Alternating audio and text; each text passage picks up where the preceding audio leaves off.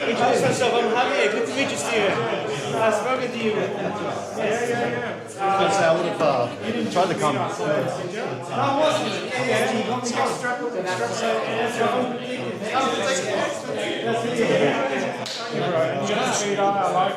Yeah, actually, I got my girlfriend to make this one. Oh, really? Yeah. Oh, good stuff. I share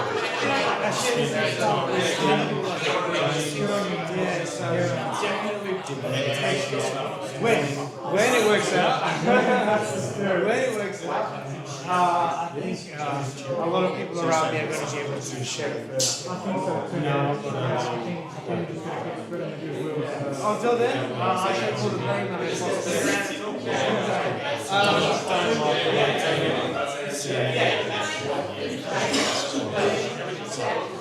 I find that usually people in spots. Like I said,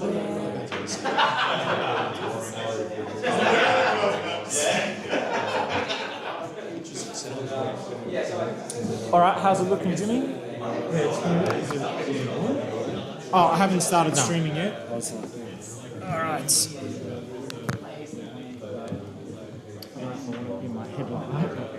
All right, For the start, yeah, start, so we want to we'll pan do that way, like that. that's it. You will not be able to reconnect. What? Oh, we've already started. I didn't press start, but there you go. Or maybe I did press start. I thought I could see a red dot. All right. Well, yeah, we're live, so let's. Let's go.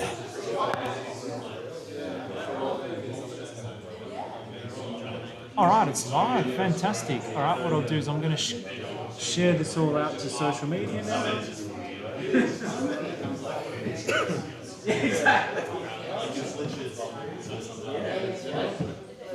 Oh boy, crap.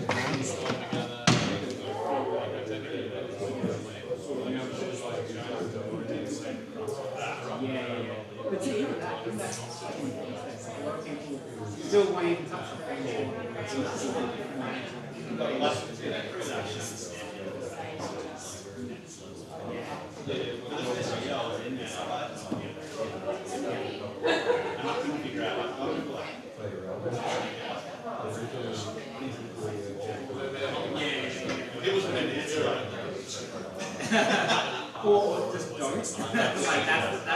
All right. That's good. And then. Oh boy. I was going to say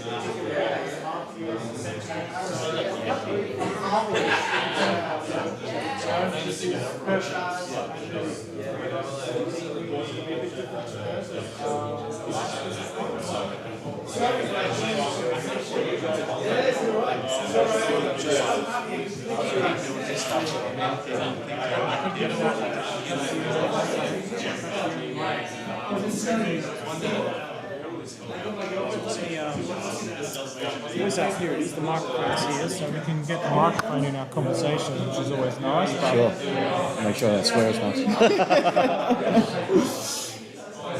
yeah, so I've had people that I'm telling, here's the link, I'll send it to my family, all that kind of stuff. Yeah.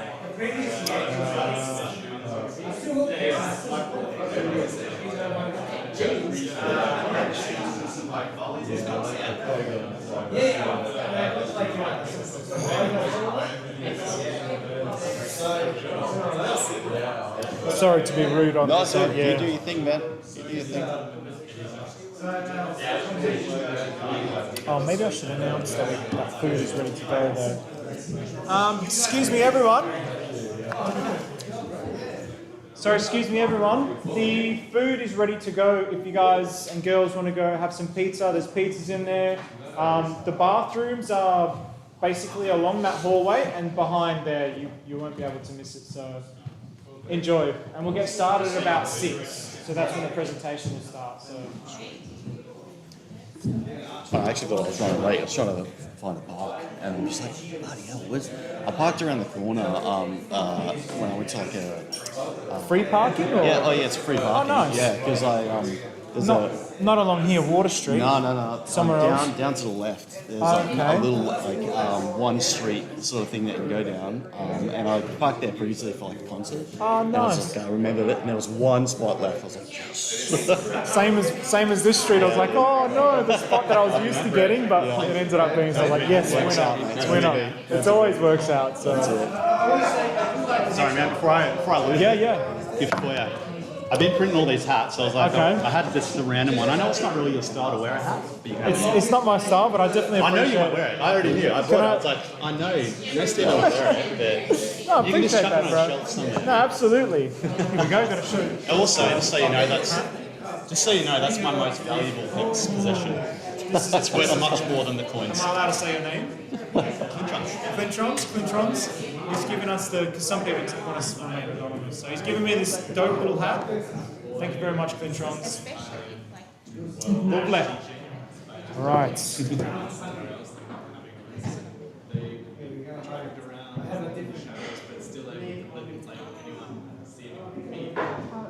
firsthand, it's like geography forever. Everywhere you go, you're sort of nature and science and everything. I don't know, it's something you take share it to them. There's so much in the already taken. But it is. yeah. I think that's what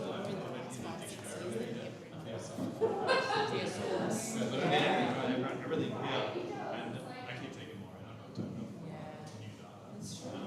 well, you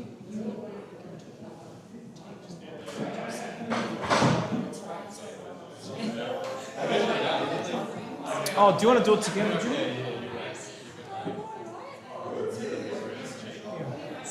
Let's go take a look at what. So maybe, do you want me to? I'm going to film you. Okay, all right. All right, you're the cameraman. So this is Watso. So it's a shared co-op space. So we picked this space because it's pretty trendy, right? And we love the plants, so I definitely like this. The architecture's beautiful. It has these nice little communal spots. So when we go out into little breakouts, groups, we can just have a bit of a comfortable environment to have a chat. And obviously in there, that's where the actual presentation is going to be. So we'll just quickly show you around Watso because it's a pretty cool vibe. So yeah, it's a communal working space, so I don't want to be too loud, but as you can see, it's She said we've pretty much got the place to ourselves. I think so, yeah, but there might be some people, so. Yeah. Hey, mate. And then obviously we got more communal spaces here, just a place to chill when we do our group breakouts. But yeah, the vibe is nice. It's an old building that has been converted, so it definitely suits what we've got going on. So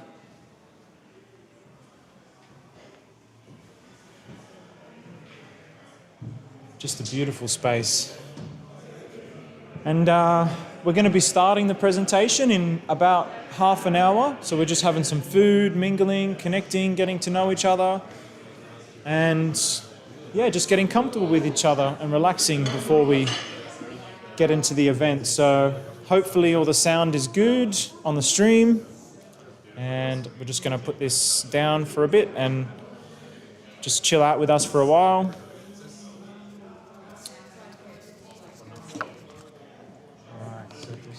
It's all good. Yes, because we're now going to have...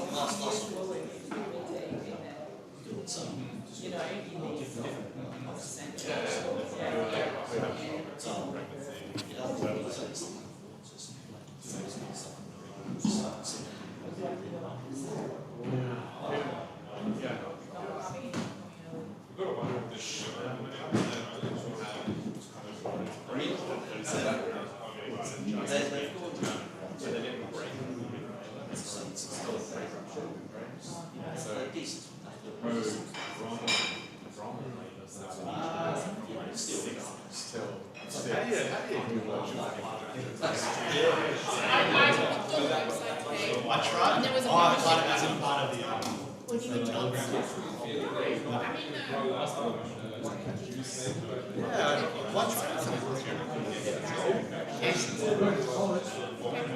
tried to come against. It's a cool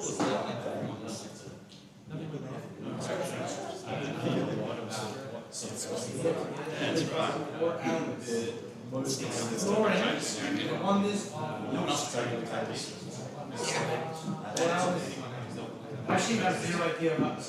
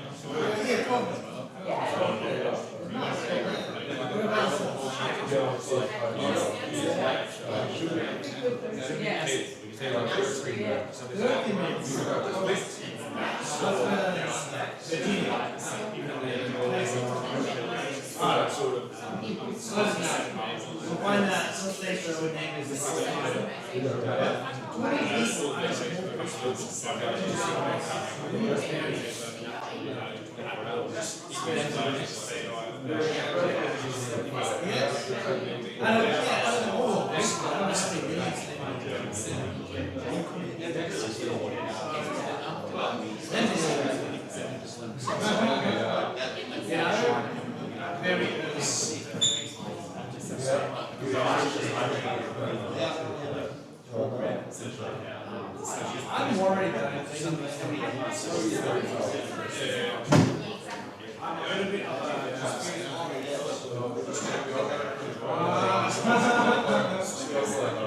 I'm worried that some of these are not going to roll over on us. They're going to play. So, as much as I want to be able to see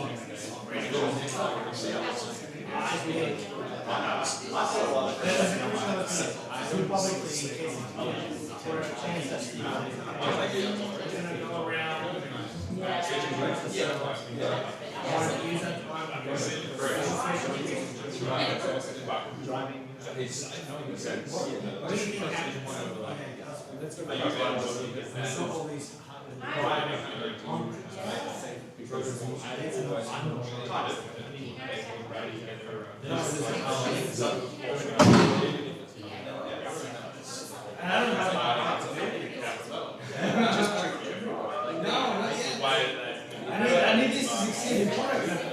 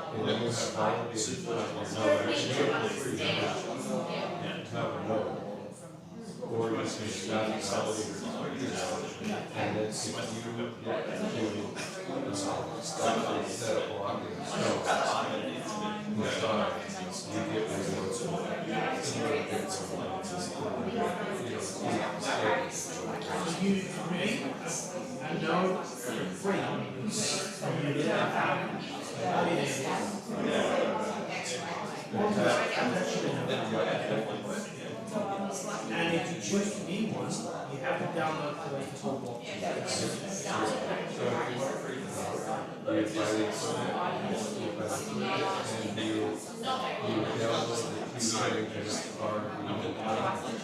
Consensus network and the storage of the long-term part. So there's one part that we're stored and track of everything, all that is defined. And there's a consensus layer where you are validating what is happening. And so when somebody says, you know, you have all the other tiers, and they make sure that that is correct. And so you can I've seen it on MetaMask somewhere.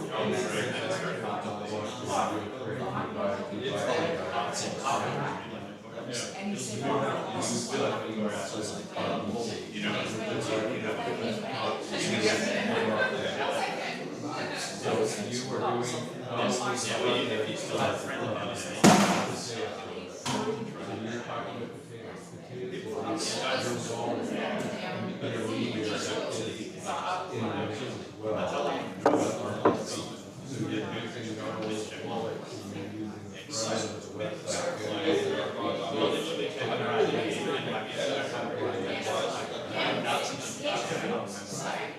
you're doing,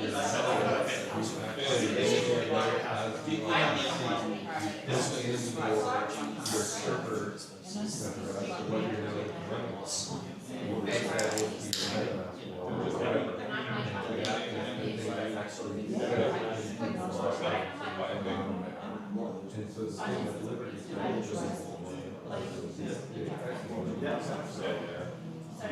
they don't even have partners, where it's similar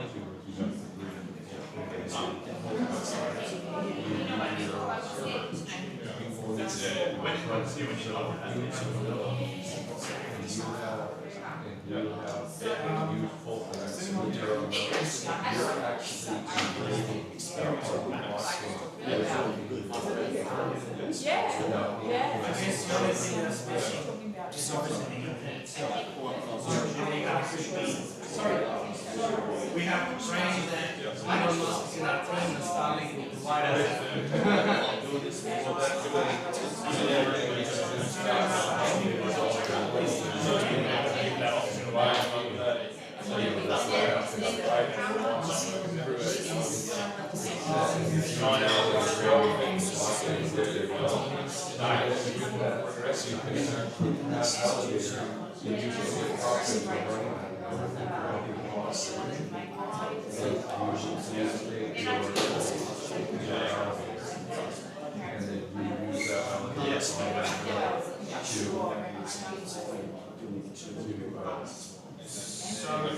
so far, we don't have a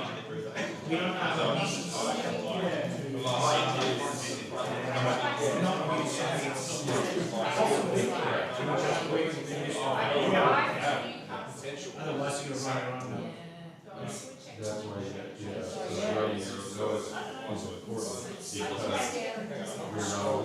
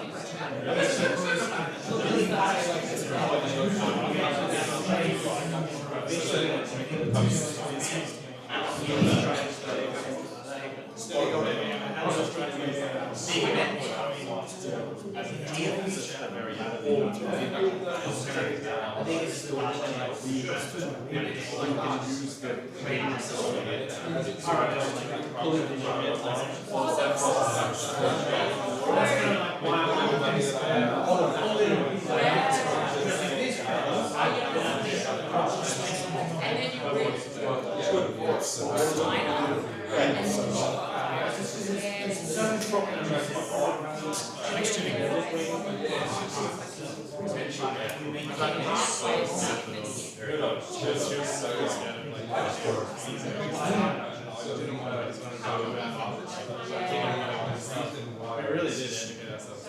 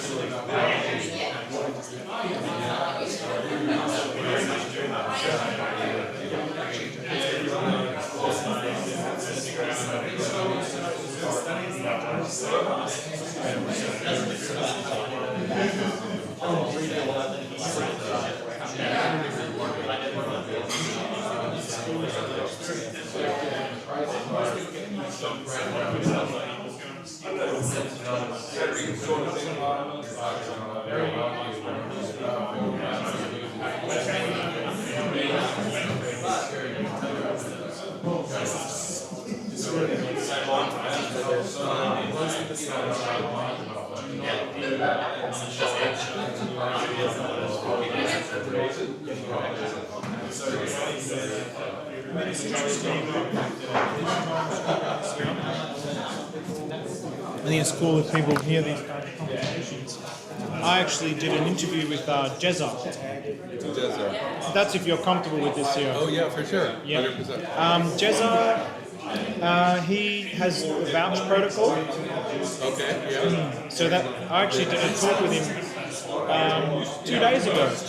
I haven't released it on my YouTube yet, but Vouch is basically a collectivized validator. So for the person who doesn't have the gear, the equipment, you can go into like a pool. It's not as good as doing it for yourself, obviously, but it's a good option. So it's interesting that you mention it. Like, how much is the gear and the equipment that you need? Yeah, for so before we jump into that, it's really without having to get the equipment and worry about it and that kind of stuff. Exactly. But me doing it and starting with the testnet and actually like exploring with it, it actually helps you dig into like what does an RPC do? What does Node do? What does so you're not only helping the ecosystem by being a node to support the whole thing, right?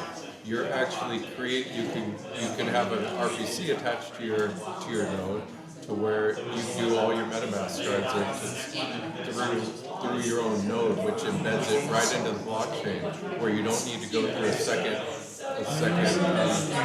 and a middleman RPC.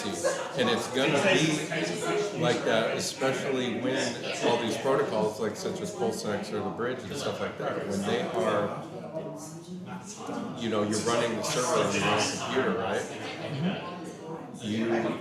Things are gonna be closed off. And things are gonna be difficult to reach. Were you around when PulseChain first launched, right? And it was impossible to do anything really. transaction stuff. Yeah. And a big part was people didn't have their own RPCs. They had to go through things that were all stuffed up, for example.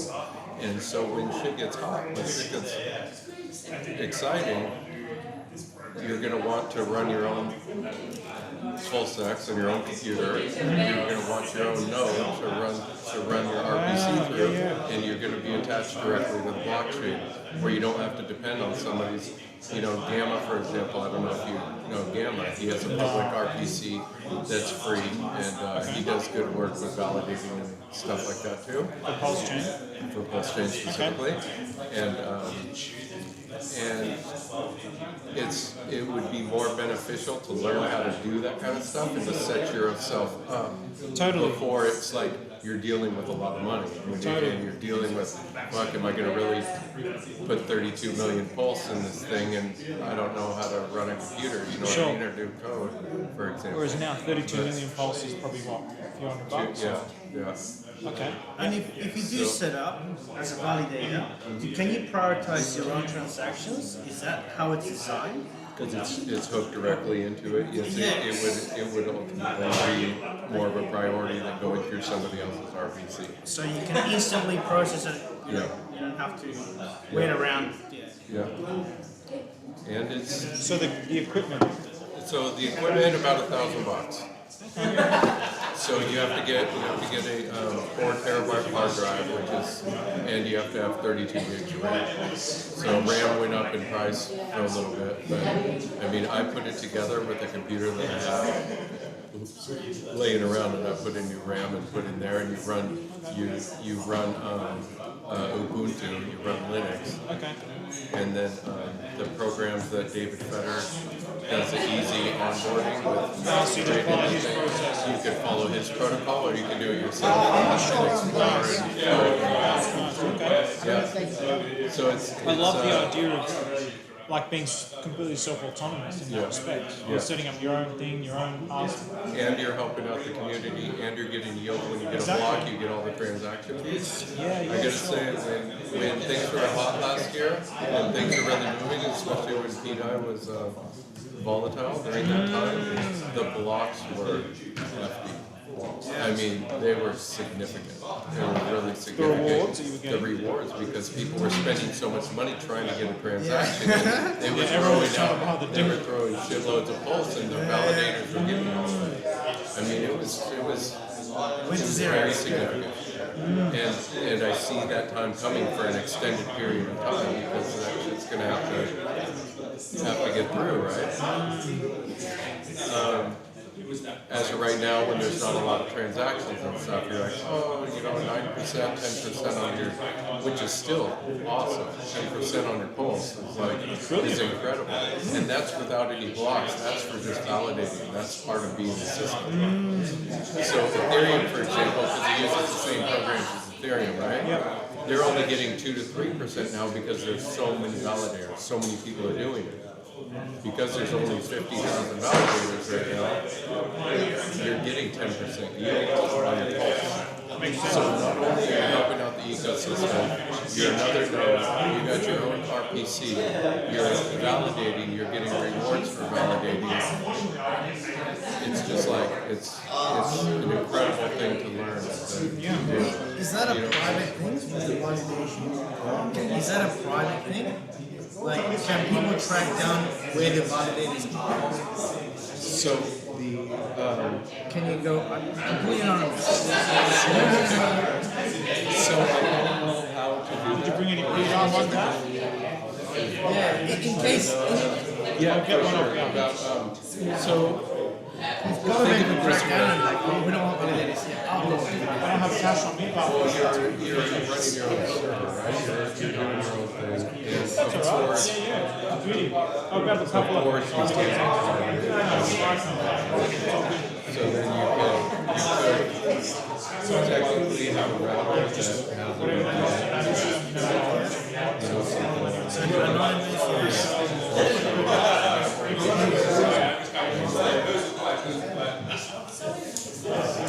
This is all learning stuff too. These are questions that I have as well. I better get some pizza. I'm gonna grab one more slice. I'm going to do the same. Yeah, help yourself, boys. Pizza there. Lots to learn.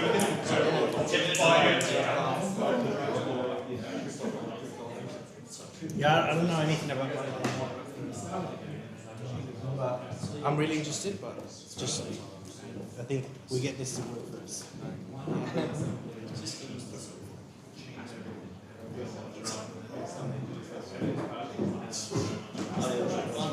Are we meant to grab this piece of paper? Not yet.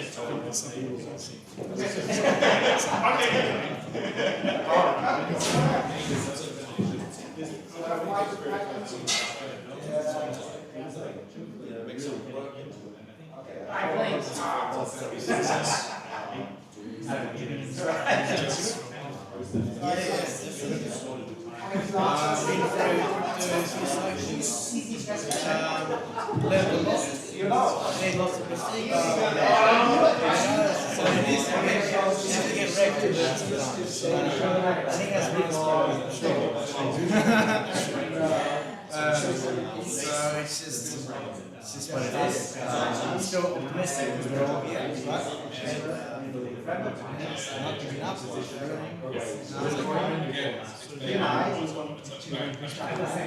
I live in Brisbane. Grew up in Brisbane. Most part, yourself. Yeah. With the board.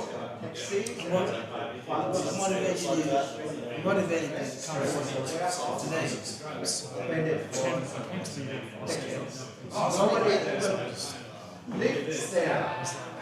It was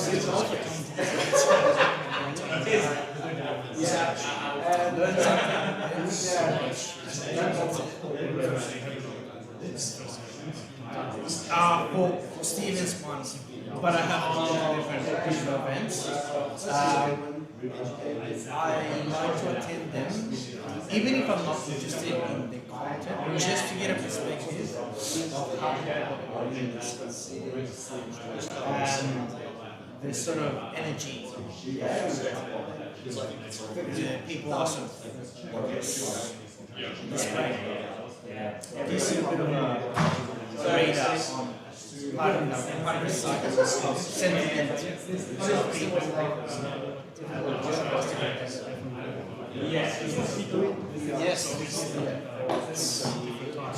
Yeah. Now see, this is the funny part about markets. It's like you have to do the opposite.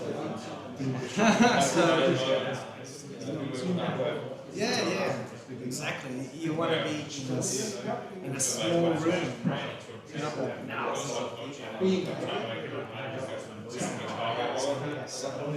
Yeah, so like, for example, I'm really interested in economics, but I definitely saw on top of all the silver coming in, definitely saw euphoria with oil, euphoria with trading real estate.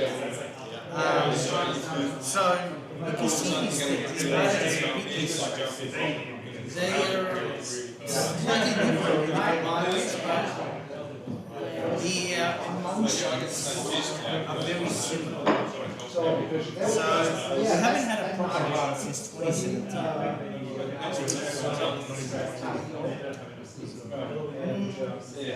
Not as much as 2017. I think 2021. Yeah. I was around in 2017 and everything went up. Everything. There was nothing that didn't come up. You could literally throw one at it and 300% up in like an hour. You're like, you're like, the hardest part was trying to get your money in as quick as we can. Everything went up for like, I remember being on a camping trip. And I just had to I had bad reception. I was beach camping, I had bad reception. But every time it would usually be like about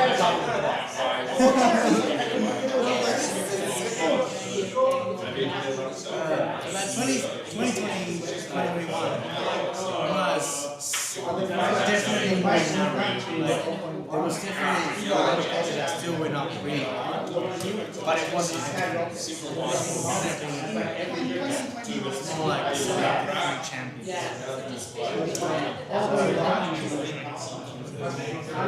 I don't think we will, to be honest. It's just a maturing market. The game just gets harder. That's how it is.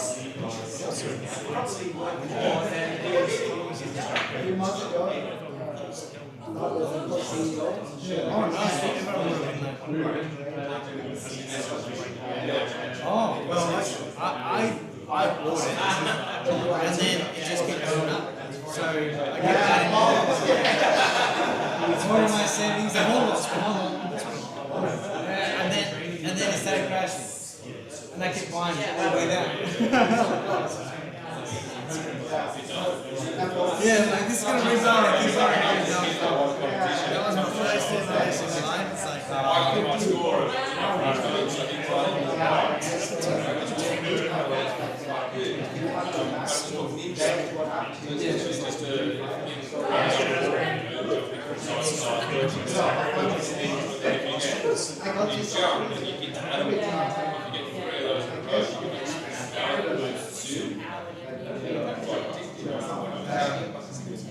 I was like, it's a little bit more, it's gonna happen. It's just we have a little bit next 2 more weeks.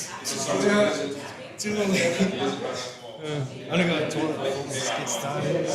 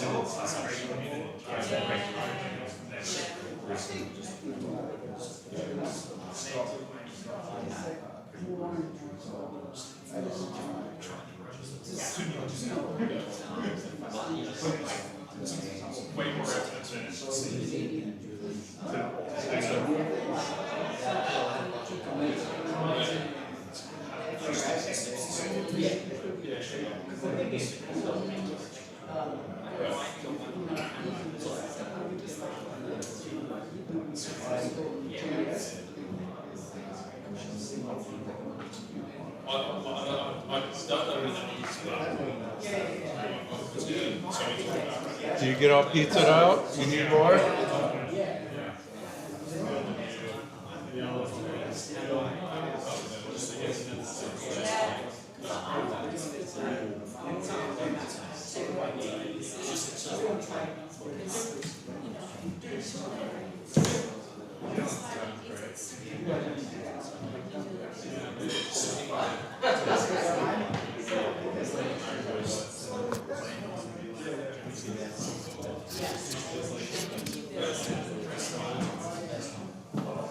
Oh, sorry, mate. I like the back of the shirt. Oh, yeah, I want it to. I just got a picture. Yeah. I just got a picture of the back of you. Oh, This sweet. looks cool. So. Yeah. A lot of love came into it, you know? Like a lot of. You can thank my girlfriend for that one. Yeah. She made it happen. Absolutely. Yes, I can't Okay, there we go. What time is it? It's 6 o'clock. Oh, it's 6, we got to get started, eh? Let's, yeah, if you want to grab more pizza and whatever, fam, just grab some pizza. We'll go out here now, because we'll basically get started.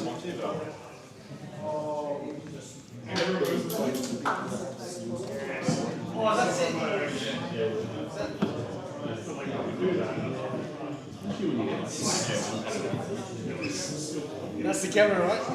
Yeah, that's it. Alrighty. So now turn that. Oh, there we go. Yep. So I'll just. What's going on here?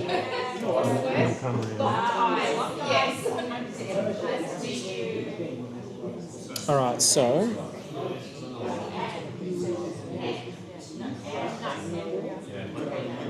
Oops.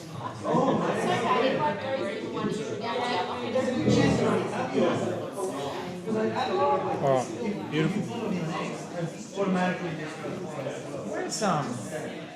where's Bowden and Nick? In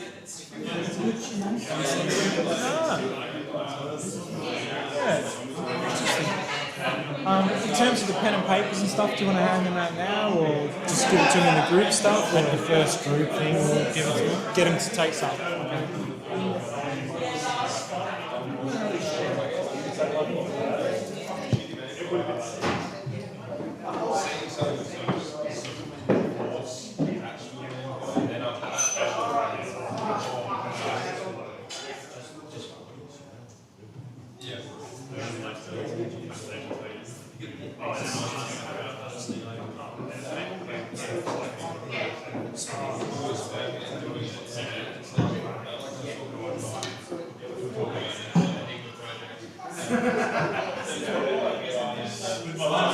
Hey, there's 33 slides.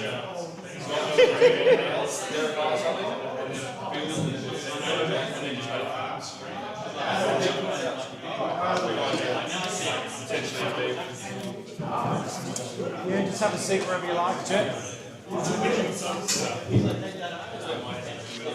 All right, everybody, we'll get started now. So that was nice, quick to attention. Thanks very much, everyone. So welcome to Australian DeFi community. So action to roadmap gathering. So just for the schedule, obviously we're maybe a little bit over schedule, but that's okay. So we've done the connection, the introduction. We're going to go through that now at 6. Then we're going to go through a group activity. So we're going to do short presentations followed by group discussions, because we find that that's where the real gold is. And then we're going to do another presentation followed by another group discussion. And then at the end, we're going to have an AMA and then an opportunity for some feedback as well. And obviously the AMA will give you some piece of papers as we go into the group discussion. So if you have any questions along the way, then just hold on to them for the group discussions and the AMA as well. So, and then of course at the end, we'll go have a beer at Netherworld. So, all right. So introduction. Who are we and the systemic problem with Australia? So the text didn't work out, but that's okay. So just for the mindset, so we're just trying to keep everything simple because we want this to be for beginners and for experts. It should be for everyone. There's no silly questions, so don't worry about that. No one here is going to judge you. And then this one, everyone has a voice. So really, everyone just express anything. It doesn't matter what you think, if you think it's not right or whatever. Like, this is the type of environment where we should be able to foster that kind of openness. So who are we? So very briefly, so we're a community that believes in truth, so doing things the right way. We believe in sovereignty. So we believe in having full autonomy over your life, not having to rely on anybody else to do it for you, full autonomy over your money, your freedom, and your liberty. And of course, I think, on a day like today, July 4th, we really want to imprint into reality this redefinition of what freedom and liberty is, because in the current way that we're living now, can we really say that we're living with freedom and liberty? I think everybody that's here would probably agree that we're not necessarily living under those conditions. So also in the spirit of coexistence, so working together is beautiful. So we see a problem in the world that needs solving, and we believe that we have the blueprint for the solution. So very simply, the question that we're putting out for this thesis is, can communities use technology to reclaim our freedom, sovereignty, and the ownership of our lives and make the world a better place for all of us together? And our thesis is that we believe the solution is at the intersection of decentralized finance technology, artificial intelligence optimized to benefit people, and community-led initiatives. So, just so people know what decentralized finance is, because we're the Australian DeFi community, so decentralized finance is an emerging financial system that uses blockchain technology to bypass traditional middlemen like banks and brokerages. And this is obviously very important for some of the issues that we're going to be looking at in just a moment. So by utilizing self-executing software called smart contracts, which is basically programmable value, it allows users to globally lend, borrow, trade, and earn interest directly from one another. So smart contracts is more than just value, but the point is that we can program anything that we want on this decentralized finance. Okay, so we want to help So we want to educate people, we want to empower. So we went through a lot of this in our previous presentation in Perth. So I would definitely recommend going back to that presentation to look into more depth about this, but I just wanted to briefly touch on that. So now the systemic problem with Australia and the world. So now we're really seeing the same things emerge and the same problems that everybody's facing. So everybody's struggling in Australia now with power, petrol, groceries. Everything is going up, but our wages are not going up. Why is this? So the reason why is, first of all, money printing. So money printing puts more dollars in the system, which basically inflates the supply. So everything is going down relative to what you can buy. So for example, I'll go into that example later actually, but middlemen. So everywhere along the supply chain, there's always a middleman that's taking a cut. And they're always wanting more as well. They're always seeking more profits for their shareholders. They're obliged to their shareholders to do this. So the incentive structures are self-centered and greedy. And I don't mean this in an offensive kind of a way. I mean it in a very matter-of-fact way. So greed is an intense selfish desire to possess more wealth, power, or resources than one needs or deserves. So if from this definition, you can look around at the state of the world without a critical mind, without an angry mind, and say, yeah, I mean, there's a lot of greed in the world, and it's really embedded into the structure and the logic of the current economic system. Now, the housing affordability crisis, so it's driven by policies, so policies that are probably not very wise. Housing became an investment vehicle. It became more than just shelter. And the banks fueled this lending for easy profit, essentially. And so the housing affordability in Australia is the worst it has been in at least 30 years. So this is Sol Eslake. So he's an Australian economist and political policy commentator. So the dollar devaluing, you're getting less for more. So this is a chart that from, your dollar in 1966, so the example that I used at the last conference was chopper chops. So with a dollar in 1966, you might be able to buy 20 chopper chops. Now you might be able to buy no chopper chops with a dollar, maybe one. I don't know how much they cost, but yeah. Inflation is taxation without legislation. So this is Milton Friedman. He's a Nobel Prize winning American economist and intellectual. The wealth consolidates to the top, and basically the incentive structures and policy settings that systemically advantage asset holders over wage earners. So there's always going to be that gap, and that gap is always going to continue to increase and increase. There is no power that the people have to reverse this, because we don't have the capital to be able to reverse that. So the people that are doing the lobbying of the governments to get things done in their way are the ones that are making this happen, and we don't have that kind of power. And it's a linear flow of value that always consolidates at the top. So you hear people talk about trickle-down economics, but these kinds of fallacies, there's probably an element of that. But when you look at the statistics, the 1%, again, that gap just continues to get wider and wider. And it's never going to stop under the current logic of the system, or we believe that it's not going to stop. So new money flows into assets first. So the boys are basically pumping their own bags. Goes through the central banks, goes through the banks, then goes through the assets, and the boys are pumping each other's bags. So we don't get a cut of that. So capitalism is widely considered as an effective economic system. And so this is not an indictment on capitalism. Production and capital are very important, even within whatever system that we would propose. So it's just that the current logic of the way capitalism is working is flawed, because the profit motive to incentivize hard work, risk-taking and productivity is very important, I believe. Okay, we also have centralized digital currencies, so programmable money. Now, at the moment, whether we like it or not, it's more than likely going to come. So if you think of a scenario, well, I'll just read this quote here. So this is: the central bank will have absolute control on the rules and regulations that will determine the use of that. We will have the technology to enforce that. Now, I'll just bring up a few examples of where this has already occurred. So this was in Canada. So this was in 2022. So this was during the lockdown. So in 2022, the Canadian government told the banks to freeze people's accounts to shut down a protest. There was no judge, there was no court order, just a directive. It didn't go through people, it didn't go through the legal system. It was just authoritarian. And overnight, people couldn't pay their mortgage, buy groceries, or use their cards. So the facts, around 206 account holders holding roughly 7.8 million were frozen without any court order. And 2 courts later ruled the government's use of these emergency power was unlawful.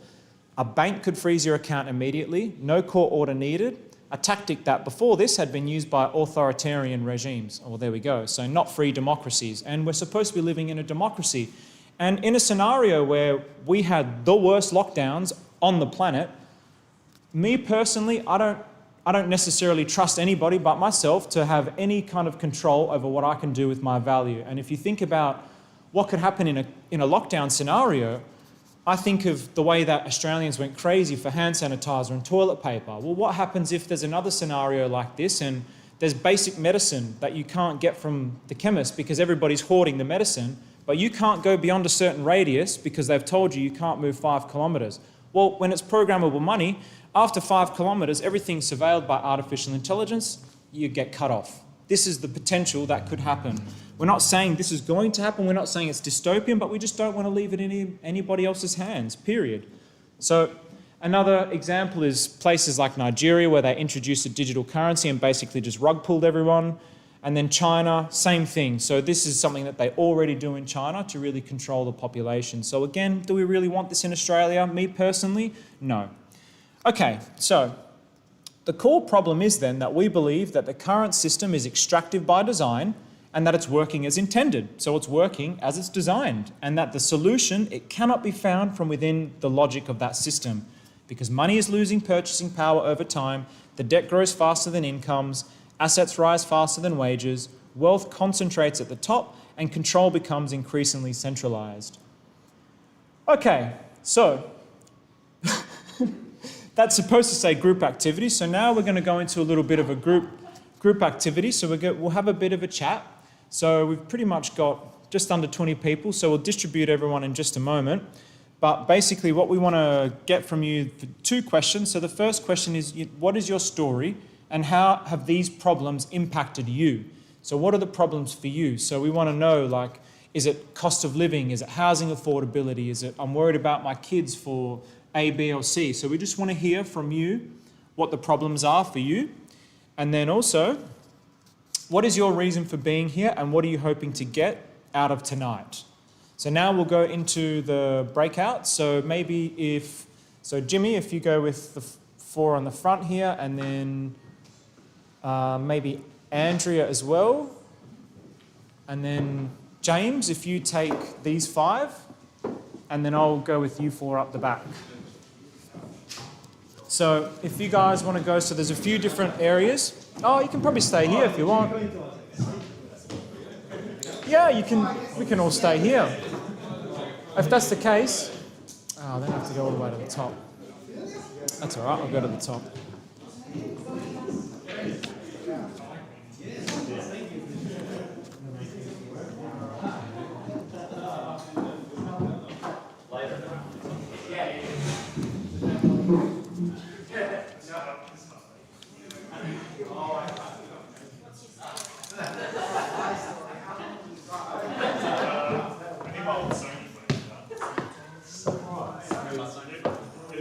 This is pretty cool up here.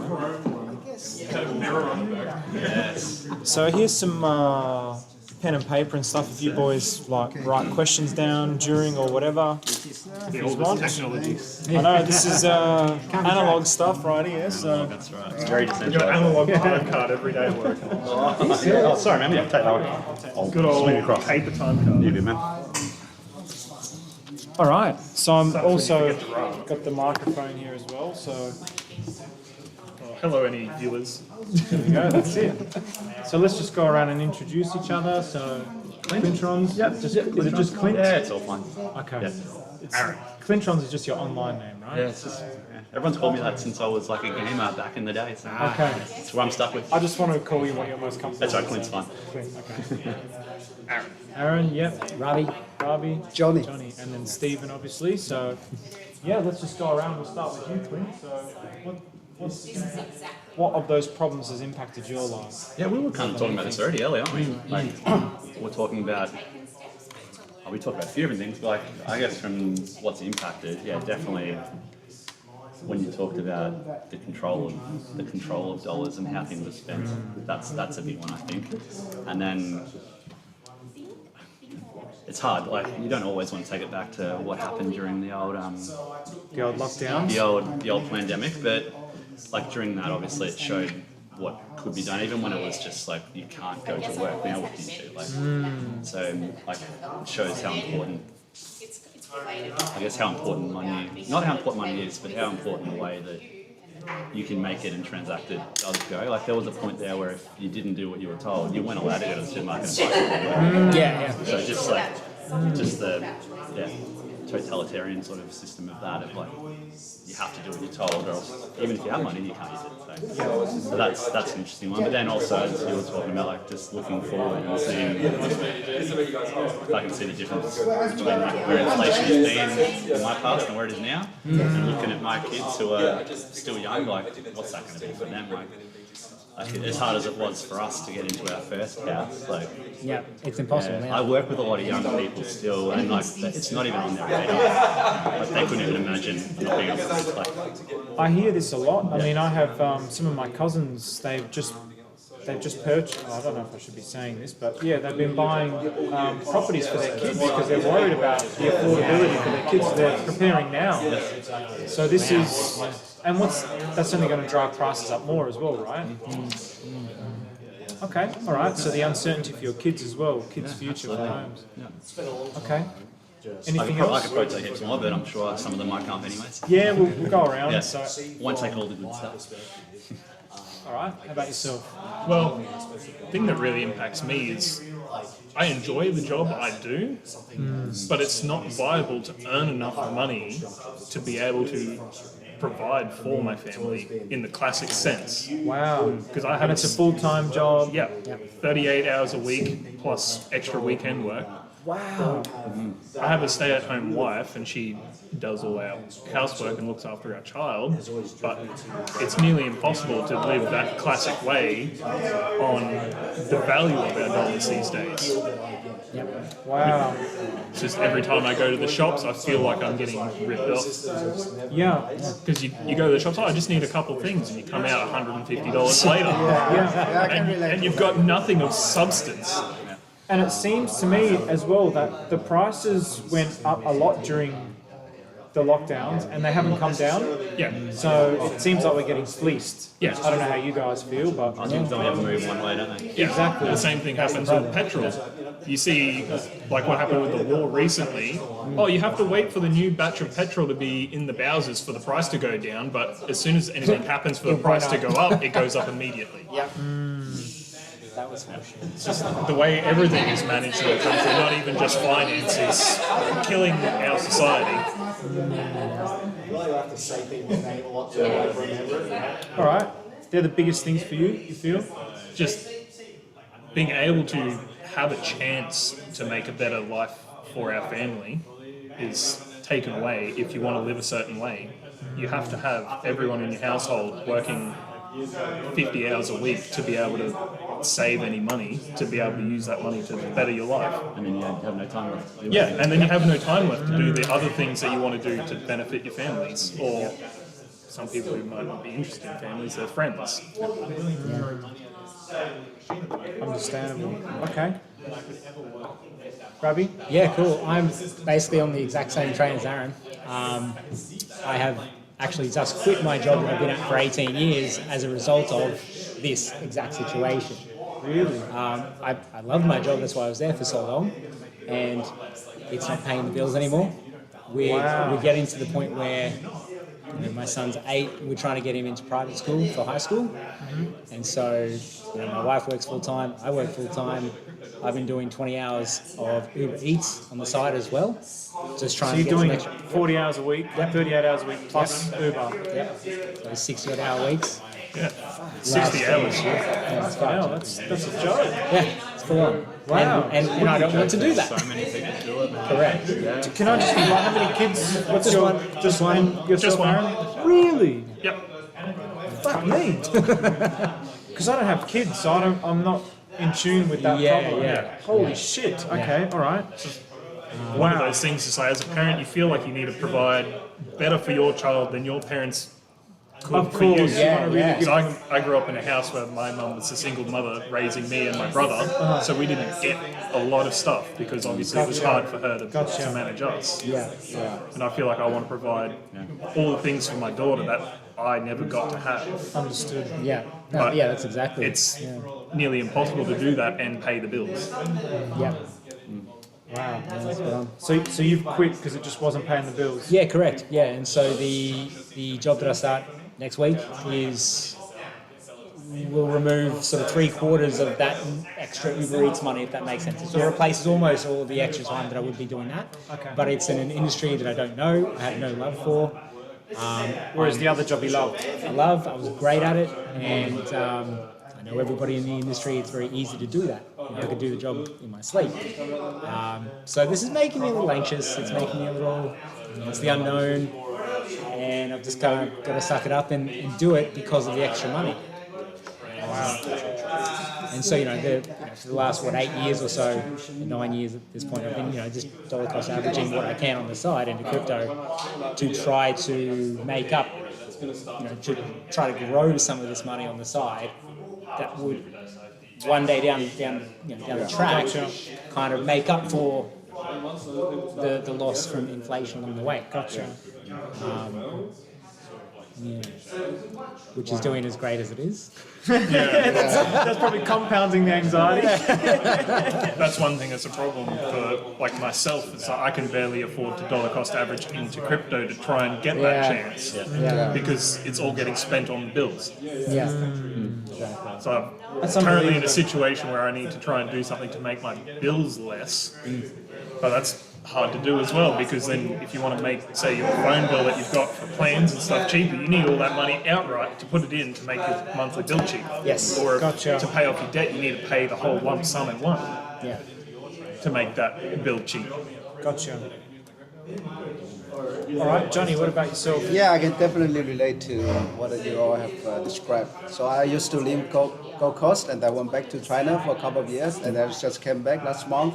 Things are getting much more expensive here. Yeah, that is one thing I noticed. And so my story is that people around me, including my parents, they don't really understand what I'm doing. So I used to have a good job in the tech company.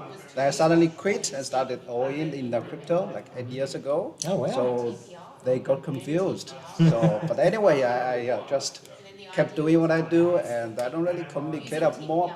It's like a lot about this with my friends, parents. I just let it go, but they still don't get it.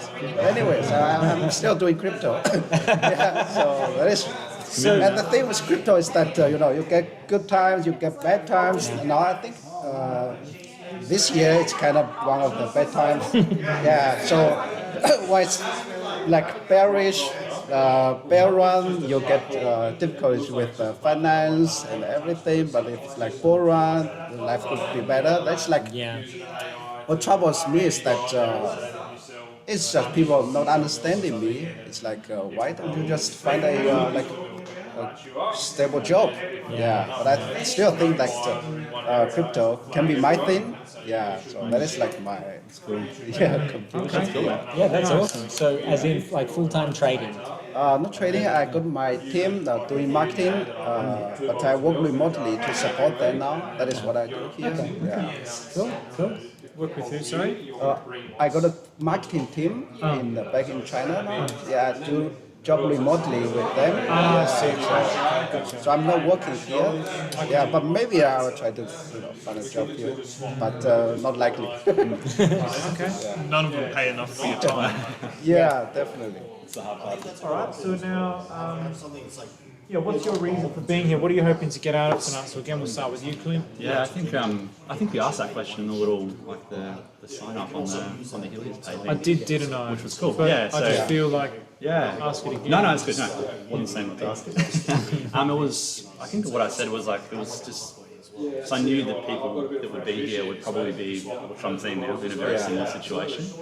So to sort of be able to bounce off of people that sort of understand where you're coming from. So because as you said, like you try to talk to people that like just your normal everyday person, and if they're the difference in like language, even the words that you use, they just don't understand. Like they don't understand.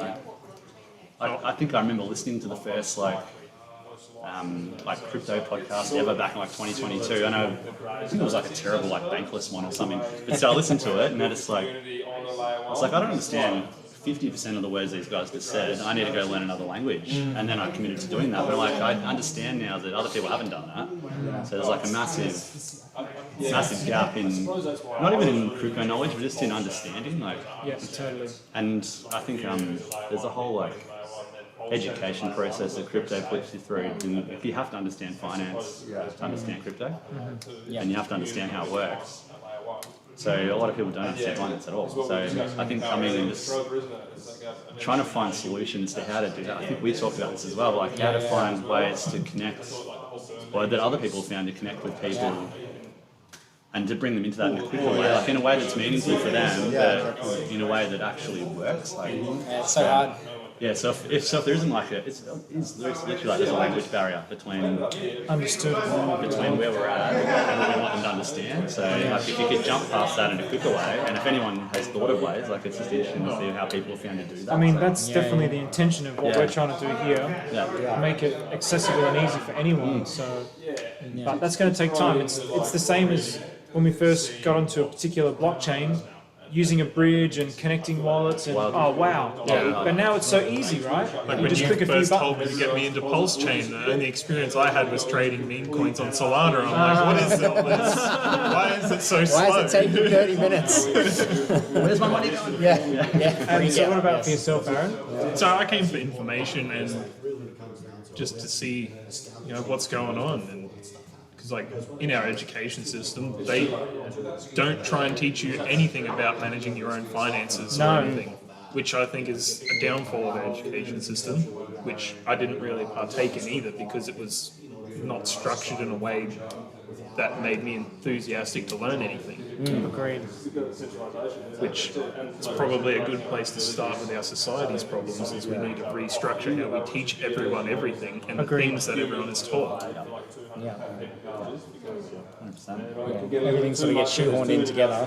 And if you get left behind, you get left behind. And so, because like being from the situation that I was in, my mum was constantly working, so she didn't have time to teach me about how to manage my life or anything. I've kind of just figured it out by myself. And I finally got to the point where like I know what's going on, I know how the money works, and I'm just stuck in a spot where I can't do anything about it despite having the knowledge that I've gained and understand how to get out. Gotcha. Adds a layer of frustration to something. Sometimes the ignorance is bliss to a lot of people. Like, I don't want to know. I don't want to know how to leave the matrix. It's too hard. That's exactly what this is. It's too hard. This is literally pulling the thing out of your head in the matrix and going, hang on, there's a whole other thing going on. That's one of the troubles with people trying to adopt crypto, because they just think, it's just Bitcoin, it's just some random digital stuff that people are just faffing on about. It's much more than that. But they don't understand how the money that they use every day works either. And they wonder why the $100 that they used to spend a week on groceries is now $200, and they think, the companies are just ripping me off. But it's that in combination with our money getting watered down. We need to stop getting our income watered down and taken from us. 100%. All right, so just before we go to you, Ravi, so if anyone's watching the live, please also leave your comments in the live chat, because we take all those comments and we use those comments to continuously refine everything as well. So, all right, Ravi, how about for yourself? Yeah, cool. So look, fairly similar to the other guys. I think I'm here to see what I can do to help, I guess you guys specifically, but anybody here as well, with whatever limited skill set I have. If I can jump in and do something to help grow the awareness and this community and the addressing the lack of knowledge and education that's out there as well, that's what I would like to do. Like I said, I've been in crypto since 2017, made a ton of mistakes along the way, like everybody. But having now made those mistakes, if I can help other people avoid some of those mistakes, I would like to somehow. Yep. You know, I don't have any formal training in anything. I don't want to speak about it, but you know, like in the last couple of weeks when I was helping with the Facebook stuff and whatever, if I can help out with some marketing stuff, cool. Yeah, awesome. You know, oh, beautiful. Yeah, and that's yeah, just kind of helping grow that feeling of community and yeah, to see what we can all do together, I suppose. Beautiful. So you're here for that, for the spirit of the community. Yeah, get more people involved. Feels good to help people. Yeah. It does. It's the best. The universe is very wise. It gave us good chemicals when we help people for a very specific reason, but Yeah. the incentive structures do not incentivize that type of behavior. Yeah, unfortunately. right. So it goes against nature. You're absolutely right. Johnny? Yeah, I think my Yeah. reason is that I just needed a community, a group that where I can just talk like this. I feel very comfortable. It's like to communicate, to express my thoughts. Yeah. So I will not get like judgment, biases. So I just really feel like good. Yeah, being here, and of course I'd like to contribute as well. Just in my way, just like Remy said. We all made a lot of mistakes, so I think for newcomers, we can just tell them what mistakes we made, and they can just avoid them. Absolutely. Help any newcomers losing their initial capital. Yeah, which everybody does. Because It's the like price of play. I started by trading meme coins because it's like, oh yeah, the promise of being able to Yeah, make quick tons of money, which is extremely risky. Obviously, being new, I was the victim of getting dumped on because I didn't know enough. Yeah. Whereas if I'd put that same money into Bitcoin at the time, I could have made 50% off it. Yeah. Yeah, okay. So helping others avoid the same pain that we've been through. Really. Yeah, definitely. And just back to what you were saying as well, like how good is it to be able to sit in a group with people and use words like bullish and bearish? Yeah. And not have people be like, what the Yeah, fuck you are know, talking about? Why are you talking about animals? You're talking about animals and currency at the same time. That's very strange. Yeah. That's our language gap there. Yeah. Okay, all right. Well, let me just see how. Well, I'll just keep chatting amongst yourself, lads. I'll get the others to start rounding up. Round it up. So you just need to go to the live chat. Let's go see. Anyone in chat? A couple of people. Some people say. Yeah, so is there, like your friends, like do you have friends in real life who are into crypto and stuff as well? Yeah, not many of them. Some of them are, and so it's like most of my friends, they would tell me that to just stop working in this. Because they are so like they just follow a certain path, graduate, find a job, And get work married, until you die. work for 20, 30, 40 years, then take care of their grandkids, so things like this. Yeah, I was kind of doing the same thing, but I realized this shouldn't be my life. Then just so the Bitcoin came, then I did some research and just quit my job next week. So it was a good really job. You saw the value proposition really fast. Wow. That's full. That was 2018. Wow. Bear market too. What a time to quit. 2021, that was good. Yeah. All right, boys. Very good. I'm going to go back down to the bottom and get this rolling again. Yeah, that's crazy.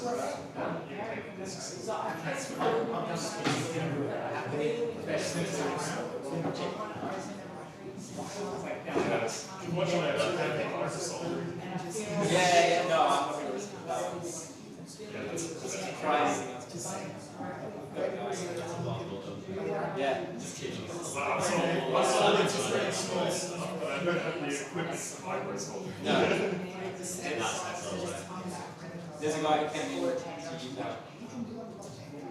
Just to work for printing. The guy who uses that services. He does.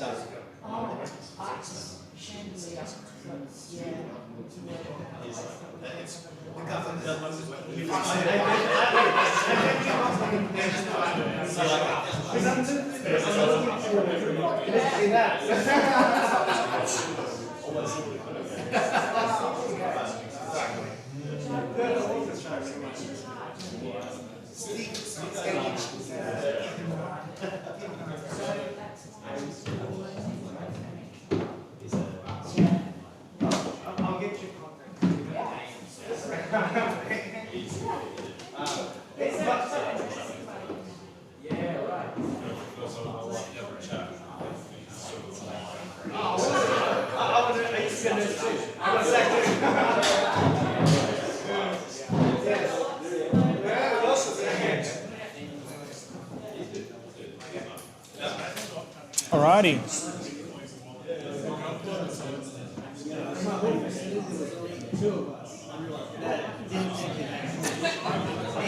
Alrighty, everybody.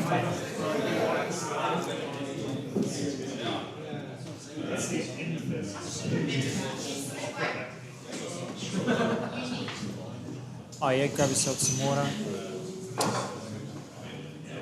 Alright, everyone. So we'll move on to the next. So unfortunately, this is supposed to say group. Sorry, not group. It's supposed to say problem to solution. So we've identified the problem. So we're solutions focused. That's what we're focused on. But we also need to be aware of the problems. We're not digging our head in the sand and saying, well, there are no problems with blind optimism.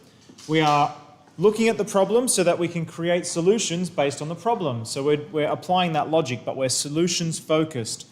So this is going to be kind of a rapid fire just to get people's awareness for anyone who's not aware of these types of things and the differences between the current financial system and how these three parts that we're proposing to bring together can provide the solution. So the first part is the blockchain, so decentralized finance. So at the moment, there's middlemen that extract at every step. With the blockchain, you can have direct peer-to-peer with no cuts. Profit flows to shareholders at the expense of humanity. Profit can be coded to flow to the public good for humanity. And there's already examples of this emerging. Rules controlled by central authorities, so we don't really get a say in those rules. We don't get to say who determines the interest rates or anything like this. It's beyond our power. The rules are enforced by transparent code and the decentralized network. So they can be done in this manner. That's the important thing to highlight. It's not that they necessarily are being done in that manner. Your data is used for extractive means, so everything about you is used to make more profit from you in the current system, whereas the new system, you can use that data for yourself. You can use it to optimize your own life. Ownership is concentrated to shareholders and institutions. Ownership can be distributed to members according to their effort. Central banks can print and dilute value that flows to the wealthiest, and this is probably one of the biggest issues. I mean, certainly in my group, a lot of it was to do with the cost of living and people not even being able to afford to feed their families with just one child for their family and having to work 2 jobs. It's because it's being constantly diluted by the central banks. In the blockchain, you can democratize the value creation and you can enhance it with artificial intelligence. And the system doesn't care about you, it only cares about itself. And I actually have no qualms with saying this. I sort of ummed and ahed about putting this in here, but that is actually how the system works. It is fundamentally a self-centered system. It's orientated towards benefiting me. That's how the system is. So that's just how it is. It doesn't actually care about you. So when we think about the big banks and the big corporations, if they really cared, they would be doing more to help us with the cost of living, but they're not. And we know that they put the prices up during the 2019 period and prices haven't come down and they continue to go up. So it's just the way that it is. Whereas here, the value can be programmed to benefit you and everyone else at the same time. Now, artificial intelligence, so not just artificial intelligence, but sovereign artificial intelligence. So the current system is, again, it's optimized to extract from you. So all the AI is reading everything about you so that companies can profit more from you. Oh, this person looks at this thing at this time and they like this type of thing. Well, let's start selling him this based on the algorithm. So that's just what it's used for. Whereas with the sovereign AI, maybe you don't want that. So you can say, well, I don't want an AI like that. I'm going to optimize it for myself to benefit myself. Your data is locked in private silos to be used against you, whereas here we would plan on owning our own data. So sovereign data, sovereign artificial intelligence, and then you decide where and who it goes to. So the efficiency of the artificial intelligence, so how it optimizes everything, it goes to shareholders. That's a mistake, legal incentive. It's not a legal incentive. I was incorrect on that one. Efficiency goes to the collective good, or it can go to the collective good. The governance is decided by competing human interests and incomplete information. So now, again, not to condemn, but it's just the limitations of the human mind. We're trying to solve complex problems with limited information, whereas now there's artificial intelligence which can help us with these things. Like we're literally coming today to propose a parallel economy, and we've leveraged this idea through all the information of the world with artificial intelligence. So this is the kind of power that's in the hands of the people now. Governance is optimized by artificial intelligence with transparency of data and no lobbying. So we can do things like one person, one vote. In the current system, the lobbying forces are really things that the governments decide. I could be wrong, but it seems to me that it's not necessarily in the benefit of the people, it's in the benefit of the people that are paying them for their funding, for their governments, to stay in government, for their marketing. And so that's kind of skewed things a lot in other countries, other Western countries, and it really is starting to seem like it's making a big impact in Australia in a very negative way. So now part 3, a cooperative structure. So this is an actual legal structure that exists all around the world. So in the current system, it's self-centered ownership or self-interested ownership for me, and I'm competing against everyone else to get as much as possible for me. Whereas in a cooperative, you could have collectivized ownership by the people for the people, so that you would own a proportion of your share of the assets or the investments. So voting rights, it's supposed to be in Australia, one person, one vote, but again, do we really have the power when you put this in the context of lobbying?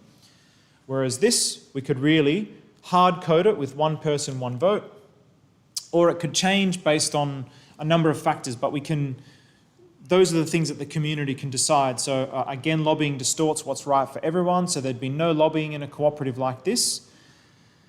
And the incentive structure is one of taking. And the incentive structure in a cooperative is one of giving. But this one benefits you as well, taking, but this one also benefits you, but in a different kind of a way, and in a way that compounds. So what benefits me benefits me. What benefits us benefits me. So it's a very subtle but profound logical shift. So the complexity of governance and limitation of human knowledge. You could not, with cooperatives. So cooperatives already exist. There's big cooperatives that might have like 10,000 members, for example, in Australia. So I think, I can't remember any names off the top of my head. BCH Group, I think, was one.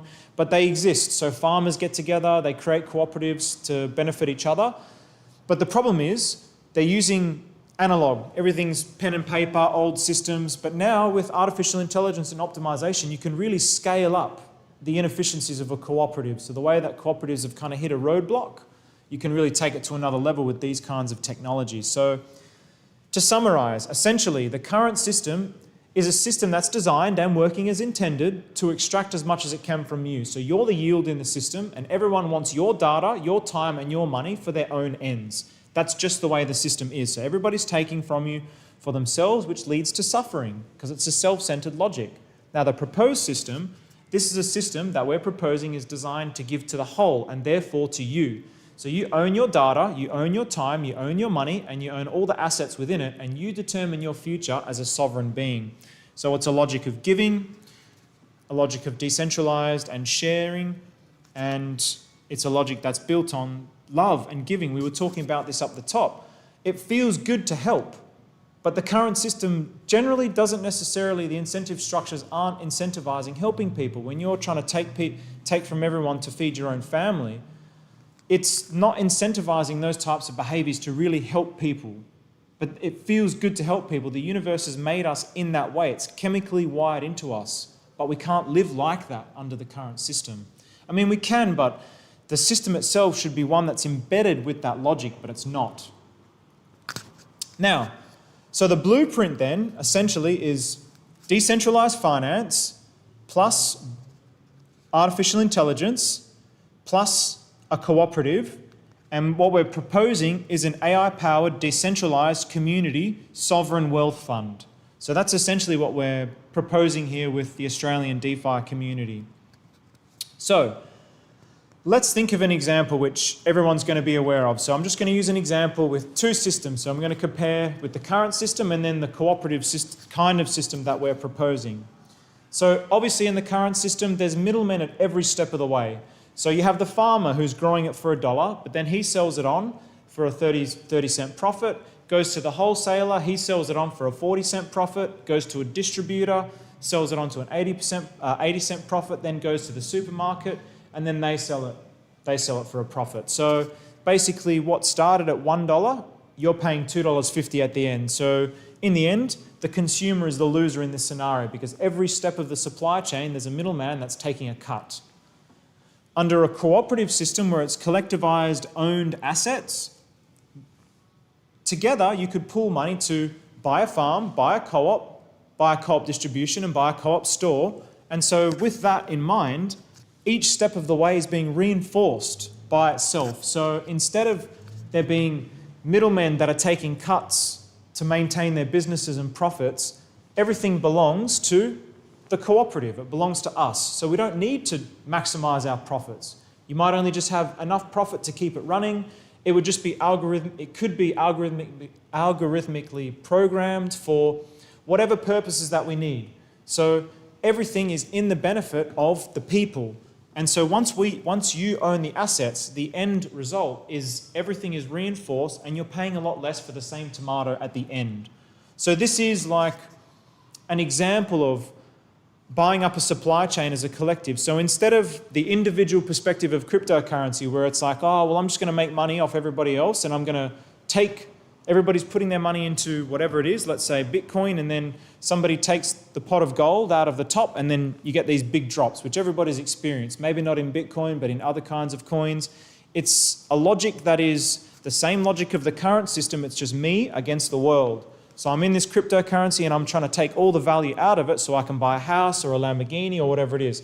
There's nothing wrong with those things, but what we're saying is, well, why don't we shift the logic where instead of wasting it on something that maybe is like a Lamborghini, which is it's a depreciating asset. What about if we pool it together and we get yield-bearing assets, and then yield-bearing assets that we can borrow against, and we can compound our wealth, and we can literally just create a society of our dreams.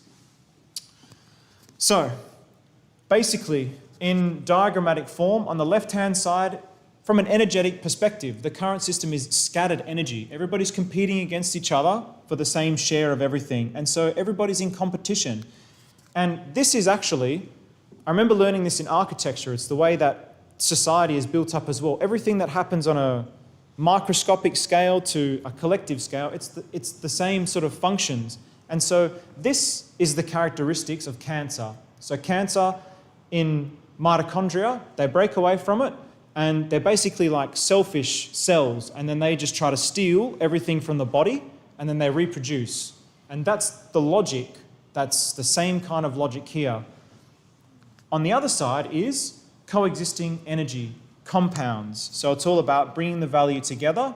So instead of competing against each other, we're working with each other to collectivize the wealth, and everybody owns a share proportional to what they have. So on the other hand, it's you against everybody. On this one, it's everybody working together, and it can compound. So that's what we're proposing.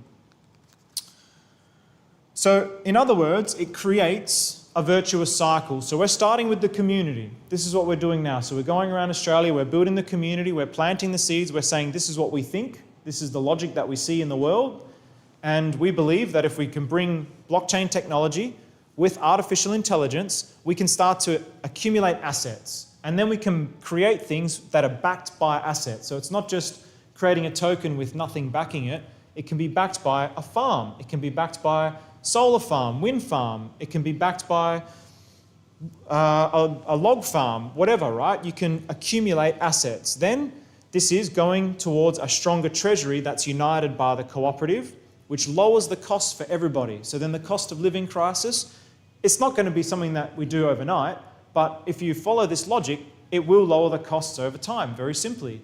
And then with lowered costs, hopefully that will generate more members, which creates a virtuous loop of technology, ownership, and community.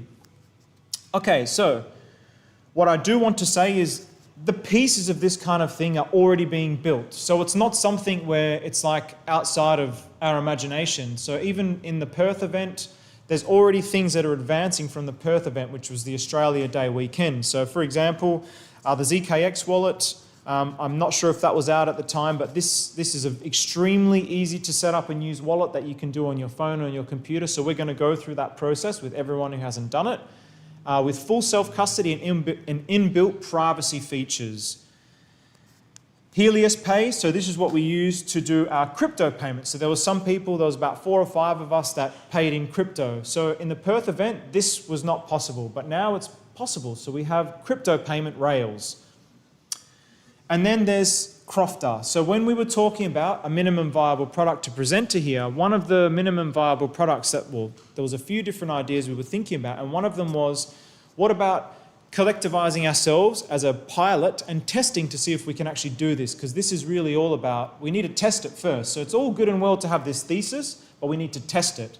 So what we were going to propose is, well, let's test it in a scenario like a Crofter, where we have a marketplace or a food cooperative, and maybe once a week somebody goes and buys food, and we can, if we collectivize that food, then we're getting it cheaper. Or you could do it with petrol, for example, and this is what cooperatives do. So you could go to petrol stations and say, hey, look, we promised to buy from you with our cooperative, and can you give us a 5% discount? So that was what was going to be the starting point. We would have designed the things, but the things are being built already. So this is a marketplace, a decentralized marketplace with AI optimization.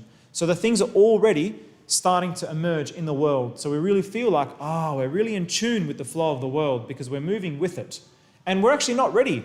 We're not ready to get to this stage. This is the beauty. We are not ready to get to this stage. We're still in the community stage. So even if all this stuff was built, we wouldn't be ready for it. But it's being built at the same time as we're growing. So we're really in the flow. We're in the flow in Australia. I really do believe that. The Australian spirit is integral to this. Why? Because the community aspect, it's everywhere you go. The Australian spirit, it's like world renowned. It's world renowned for the community spirit, the mateship. It's part of who we are. It's part of our nature. And so I really believe it's in a country like this that this kind of idea can emerge more than any other country. And especially given our proximity to each other, the size of our land, our general wealth, which unfortunately seems to be dissipating. Now, we're going to go again into a group discussion. So that's supposed to say group activity, and we're going to get some feedback now. So the questions that we're going to ask in this one is, if you could give a business or an asset to the Australian DeFi community, what would it be? So if you were a philanthropist, you were a billionaire, and you're like, these guys at the Australian DeFi have got a good idea, and I'm gonna help them start it up. What kind of asset or business would you give to the Australian DeFi community, which you would also be a part of? So just thinking from that perspective. And the other question is, how do you see this idea not working? What problems do you see with this idea? So again, Jimmy and I have had these ideas and we're just like, our minds are just blown away because we'll go on these walks and we're just like, I can't believe this is actually happening. We're so bullish on this idea. We're so like, this is actually the seeds of a parallel economy, but now we need to show everybody and convince everybody that this is it. And so Jimmy and I have already made up in our minds, like, we're going to do this, even if it's just us two. We're going to prove this ourselves. But we still want to hear, what ideas do you think doesn't work? What problems do you see with something like this? And just be honest. And then we're going to set up the sovereign wealth. So we're going to help you set up the ZKX wallet. So that's something that only takes a couple of minutes. So yeah, that was feedback that we had from our Perth event. So we thought, great idea, let's set people up with a wallet. So now we'll go into the breakouts again. We'll go to the same spots. We'll do it for about 15, 20 minutes, and then we'll come back for the group AMA. So if you're having any questions that you want to ask in a collective scenario, then start thinking about them. So, oh yeah, go ahead, yes.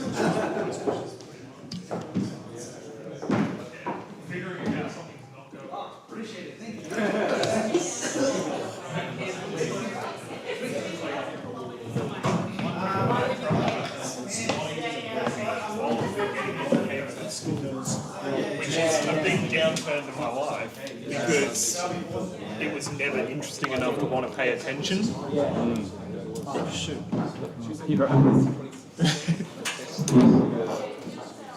So like that's one thing that would love to change is the way we educate everyone, because everyone's different and they learn in different ways and are motivated to learn for different reasons. But like sticking all these different individual people into one group and telling them to learn the same thing at the same pace is unreasonable. Because like I've definitely learned a lot of stuff in my own time because it was interesting to me and I was motivated to learn something. Yeah, it's always a balance in education with that. Like, you don't know what you need to learn if no one's. Like, you need to be introduced to things that you wouldn't have thought of yourself. Yeah. But then you will learn the things that you want to love. Like one of the things that's hard about that is how do you make it interesting for a child who may not want to be educated or have any interest in it?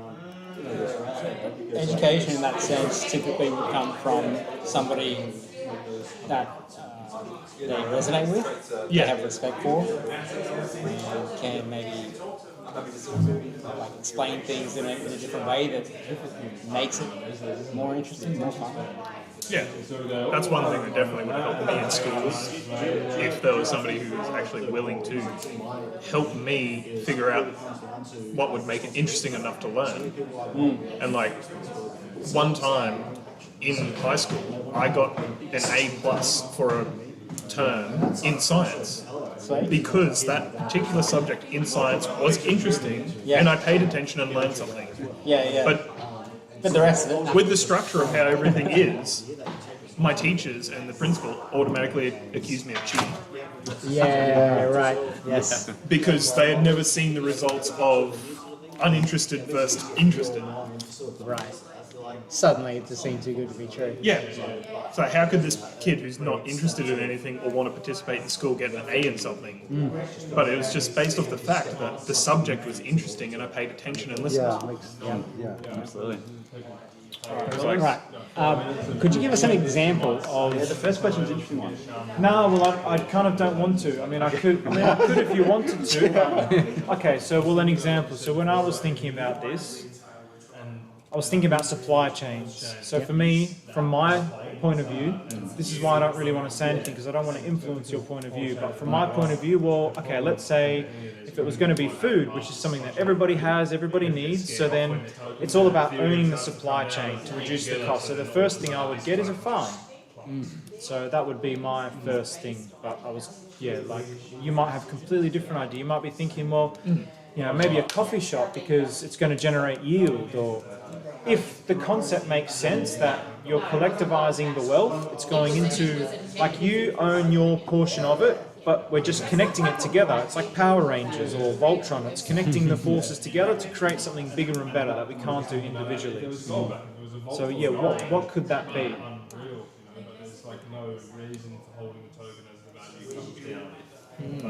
It's a tricky one because everything is so interconnected. Like, what's the first thing? Just what's the first thing that comes to your mind? well, not to riff off of what you said, but like, it's obviously it has to be things that everyone does need. Like, food is great. Like, everyone needs food. Everyone needs shelter. Water, fuel, it's like energy. Maslow's stuff. Like, you start at the start and you work your way up the hierarchy of needs. Like, because there's no point giving people investment options when they can't eat. Like, so it has to be something at the start. But then I do understand that you want something more specific, like a certain business that could generate those things. I just want whatever. Supply chain you tricky feel. because supply chain, you've got, yes, a farm, but then the supply chain is a chain. So then, like a trucking company is huge. So how do you connect that? The farm and the transport's a big one. So I think transport would probably be the next thing that you would think. But I don't like buying a trucking company. It's probably not a realistic thing to look at. But see, that's the thing. Like, if we're talking about this example, we're talking about somebody has a farm, somebody involved in the same group has a trucking company, somebody in the same group then needs to have a tyre company and a mechanic workshop.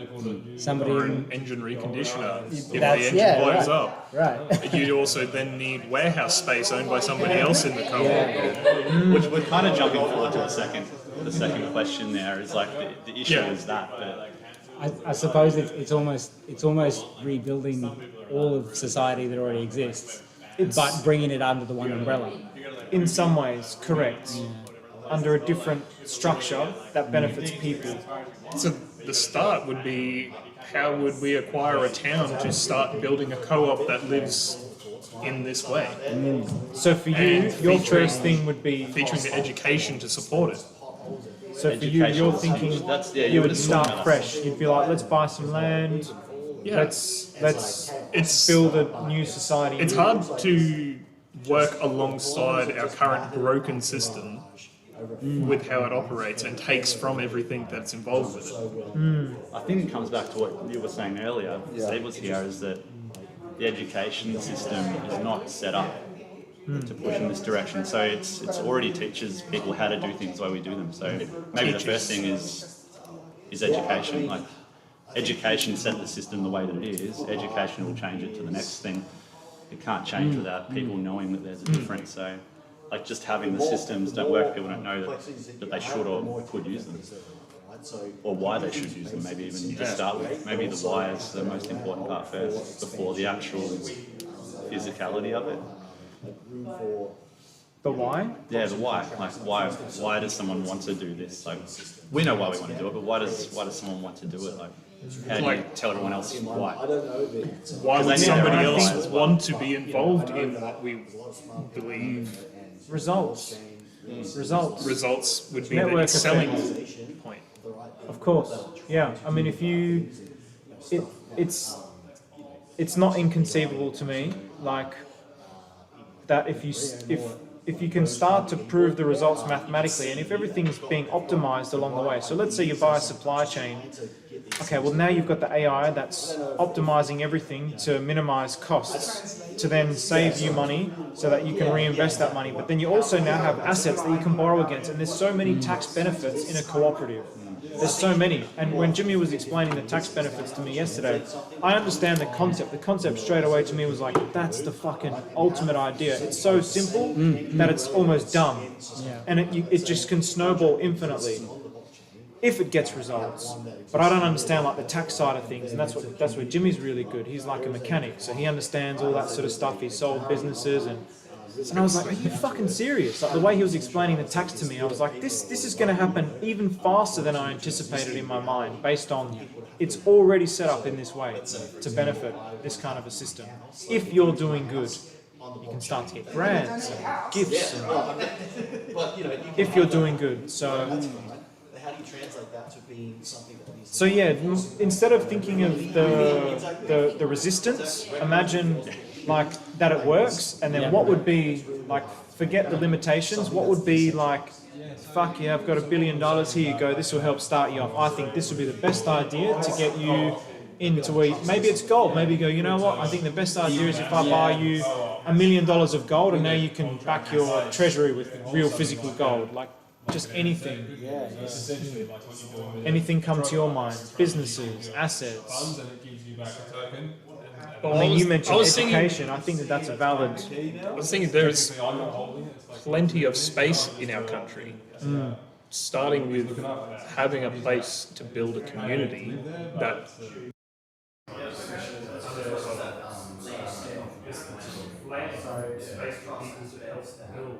You know, it's a true principle. So somebody, I'm sure will have a fancy way to start a fire, and I would love to go fire. I know it's if you enjoy growing and livestock, so it's similar to the natural buildings. It's just an asset. And you can get paid for what you want to do. What is your reasoning for thinking that that's the best? I'm not disagreeing, it's probably not the best. There's probably 40 different ways to do this can be improved. Yeah, so many people feel like they have the freedom to do what they want instead of costing hundreds and hundreds. There may be plenty of people who are interested in doing something. Corporate ownership in the setting, and they have this interest of being time or something that they see that's where we can optimize. So therefore, to start as the cost of access to it and makes and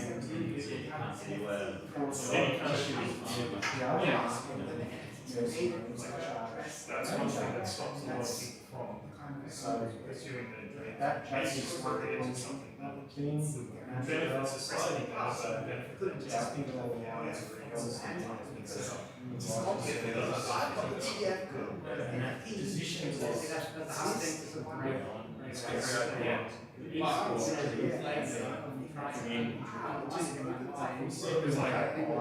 I quite enjoy those other people, but being out society helps other people.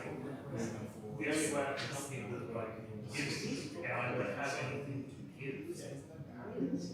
Just that's something like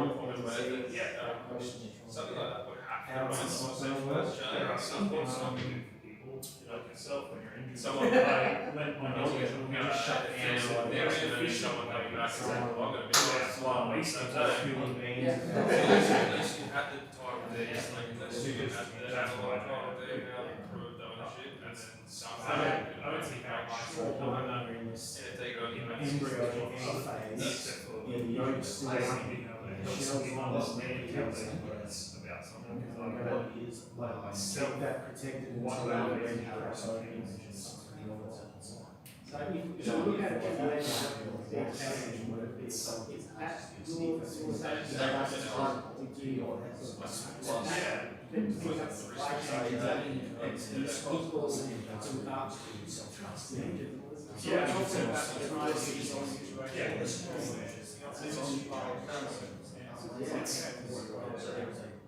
it's hard to think about that because, like I said, I've had that problem. Like unconditional. It's just, oh, I like it. Like originally, like instantly, I don't know how, I thought of water It's not just think of it. or it was, and then everybody just sort of like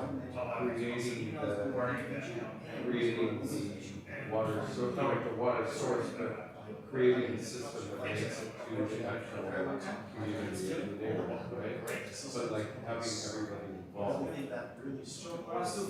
ground roots, from like even just creating a farm or creating a house, you know, like, I think just going back to the basics of living basically, having the experience of putting together a water to make it to where you're actually using the water power in the sea where it's actually coming from, how much work it is to get there rather than just appearing there, right? All it's land is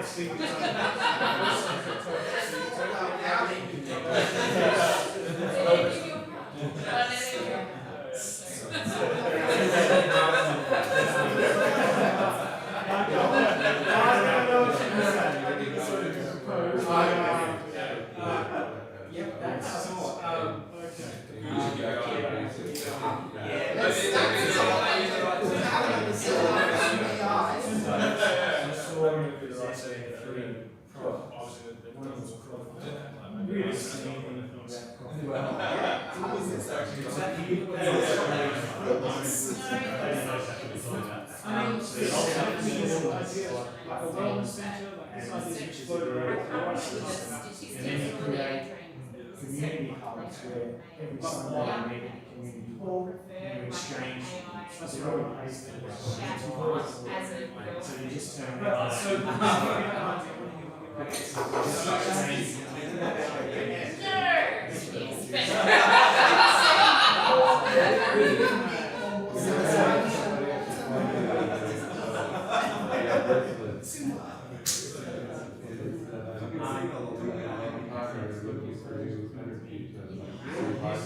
All decentralized.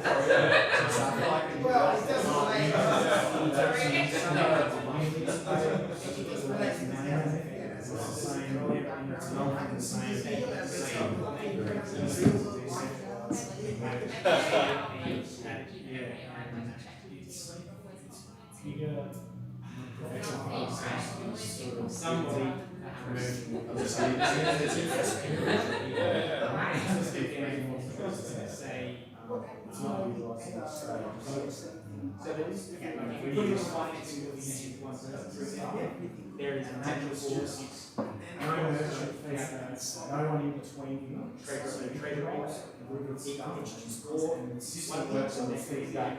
So if someone doesn't turn up good, it covers their rates, and so it's all checked in the back end.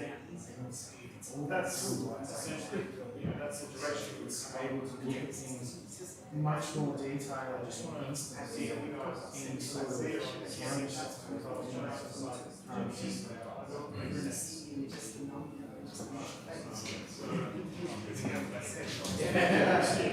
So the logic is not all these individuals pooling money into the accounts, not like this, there's a treasury just it's more like every individual has its own treasury. So you're your own sovereign treasury that's slightly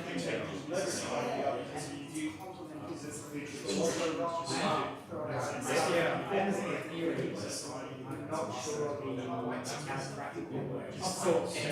That's what you're not from its building up and it's invented for these are the restrictions we covered. So set up everyone wants the money value and also and change it once it's linking on the trade. You start to use all of that research centers and something right. So the chain is total value. That's fine to develop. Understand. There's very focused to rely on the supercar scene. Yeah. People like everybody. But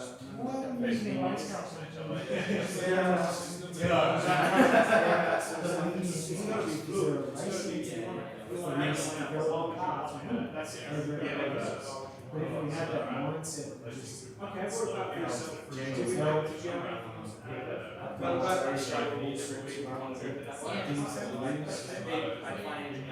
Instead of into a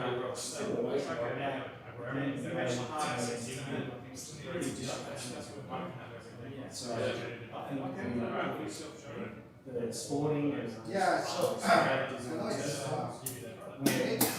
there's far better crazy ideas in crypto. More physics for the overall benefit of human rights is not just winning numbers and score there's a lot of underlying election, a lot of funding, because we feel like that, just these facts, but what can be saving others it's life extension or looking after children solutions. It's kind of like but if the dollar fell, Bitcoin would skyrocket.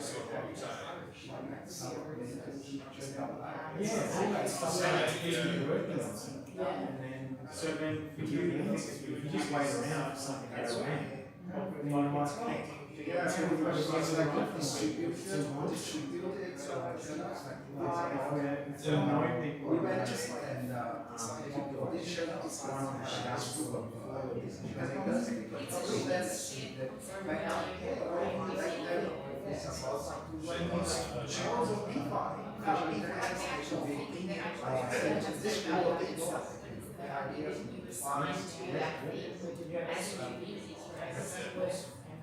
Yeah, I like that. That's what we do. And it's like Australia dollars to take the cash I think I've got this until now, but if I was playing Richard Hart logic, I would go for something that already works and is a proven tool. So it's likely related back to Argentina and how they propose when the currency inflated to zero, people started accepting it. And actually a lot of people always sell running market that house was sold to US because they changed the currency that was never stable. So how about a system where we can trade economic energy right? On the private market. So now we know that AI jobs are going to be bye. Doesn't mean that we all have to be employees completely. We can still get a good life, sure, why not? But why don't we still require labor? Require labor, but instead of when you popularize the concept, we can expand it migrants currently. There's a lot of them already working on this. Okay, yeah, now it's just before we go to why can't we just say that you're trying to explore and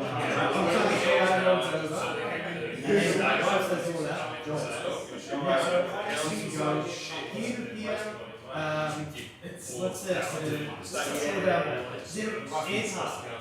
Something similar to air cluster is whole communities not getting paid in now, downside is when the government starts selling hard and anybody that gives any agent just shows up and then we just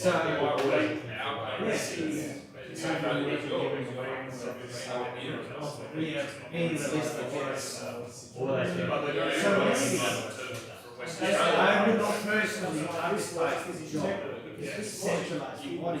Who knows? So I'm giving away my stuff to my hands.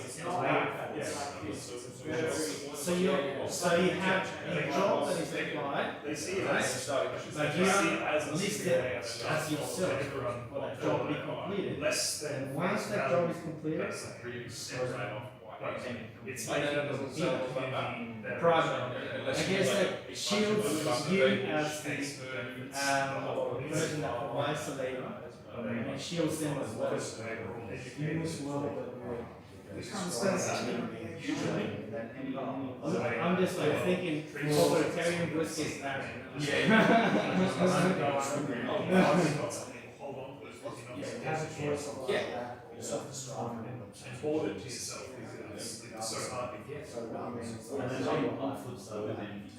It's a little bit like, yeah, like A-class page.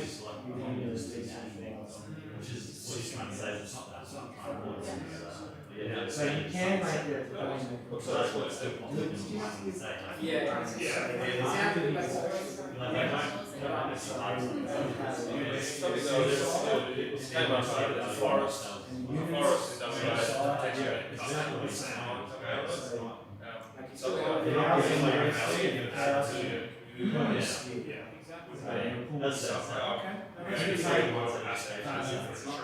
If you want to use so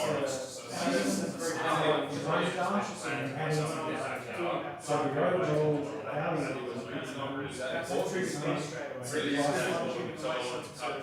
oh, I guess I wasn't trying really much. Kind of like I think I got that question wrong.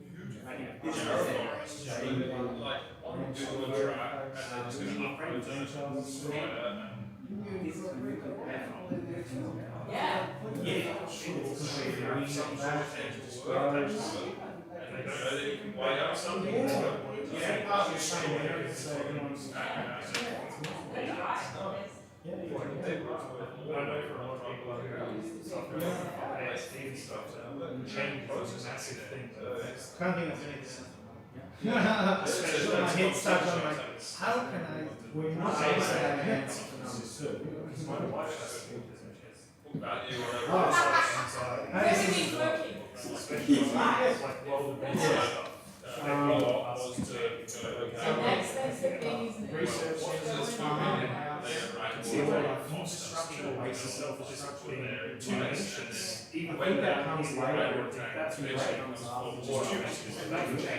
Yeah, this is where it's like, it's going to be like a coffee. That's happened. It's going to be like a small new that I like to find here. So once we change sort of world event enough in the future, then yes, parallel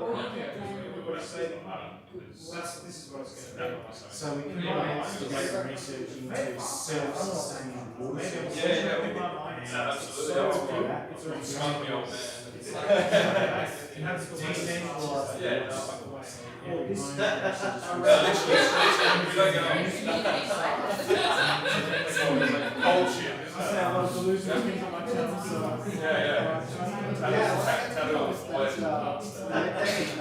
Existing interest sharing system.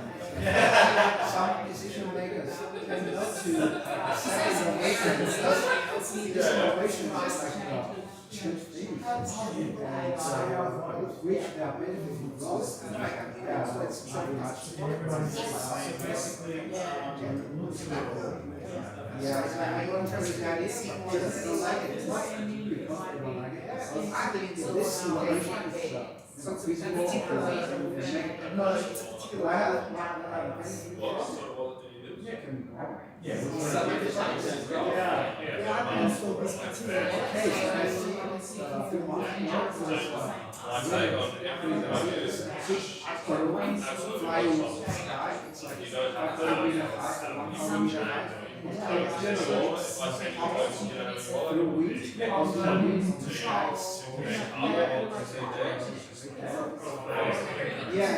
you can just speed up that.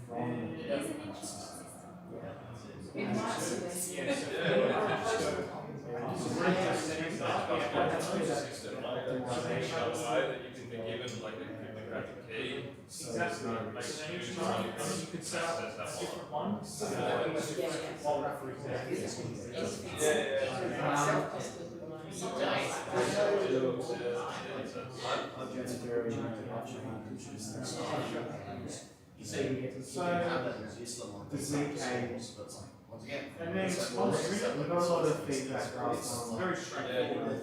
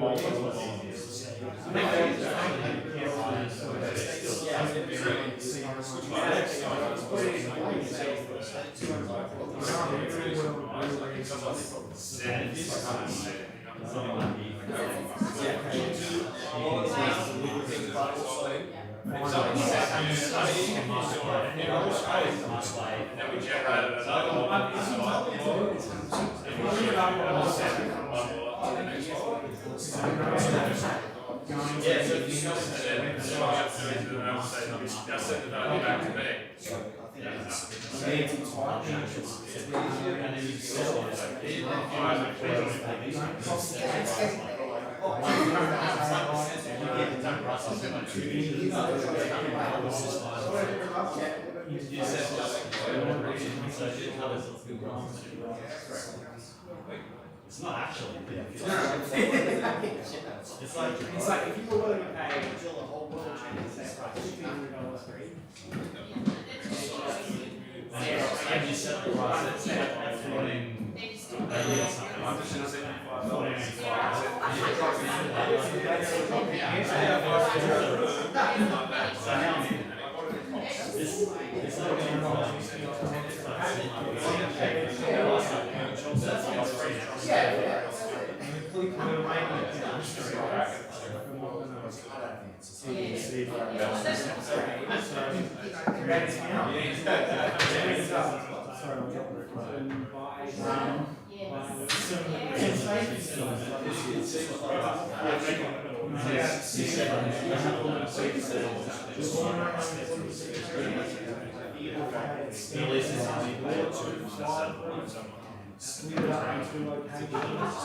So one of the boys, he's got, there we go, he's got some car badges. So here's a PulseChain car badge, Peppy.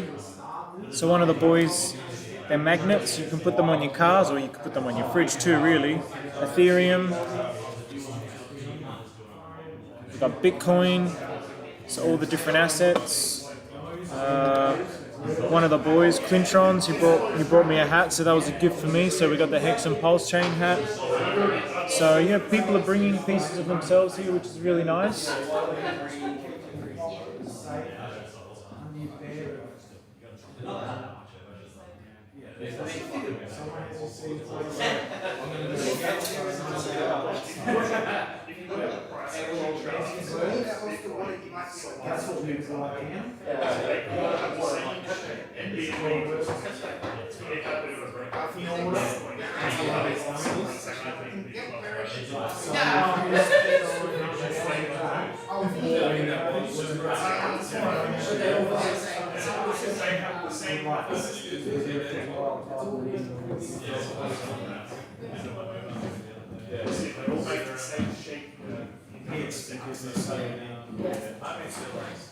So yes, you can.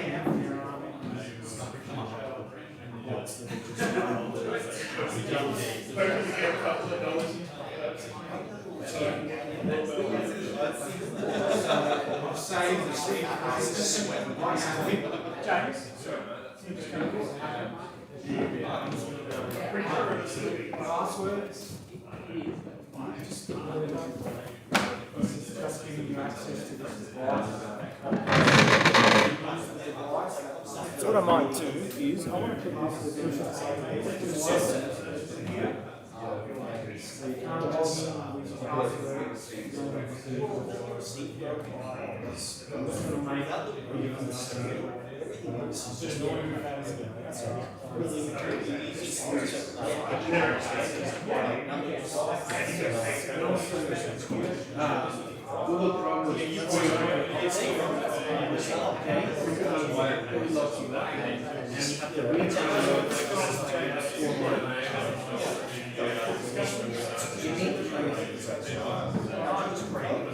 I still prefer using the hardware work.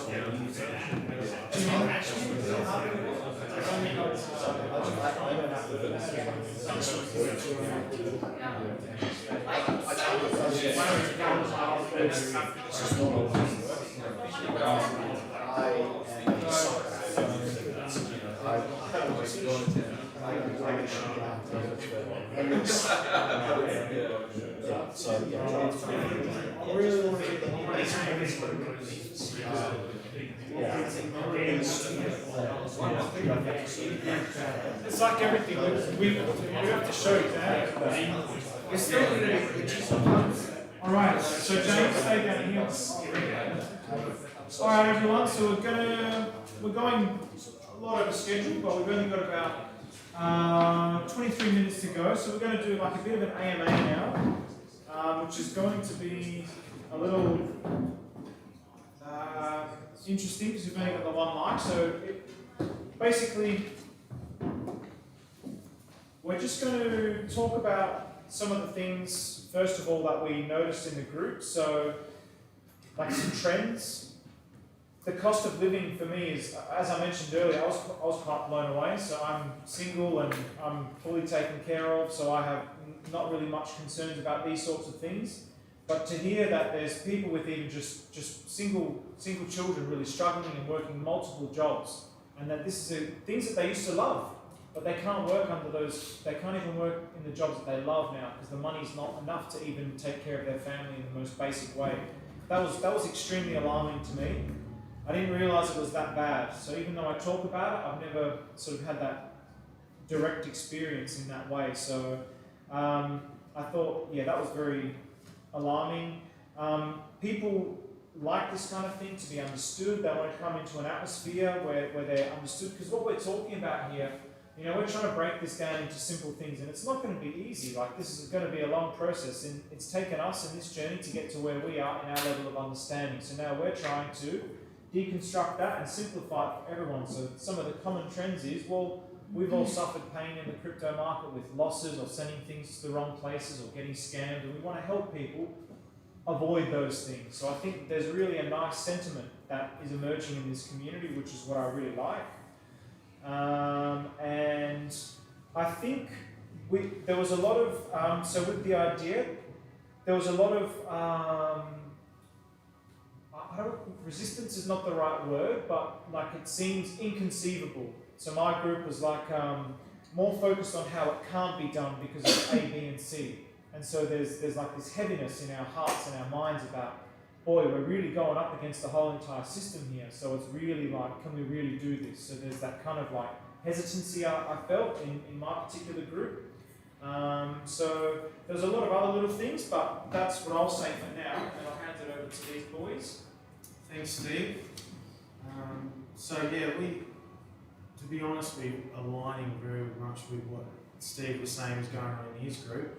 But yeah, it's just, at the end of the day, it's interference from perhaps the government, or it's a hardship, or it's to set up the family's future that brought you here, and you see this as an avenue of doing that, which is totally in alignment with what we see as well.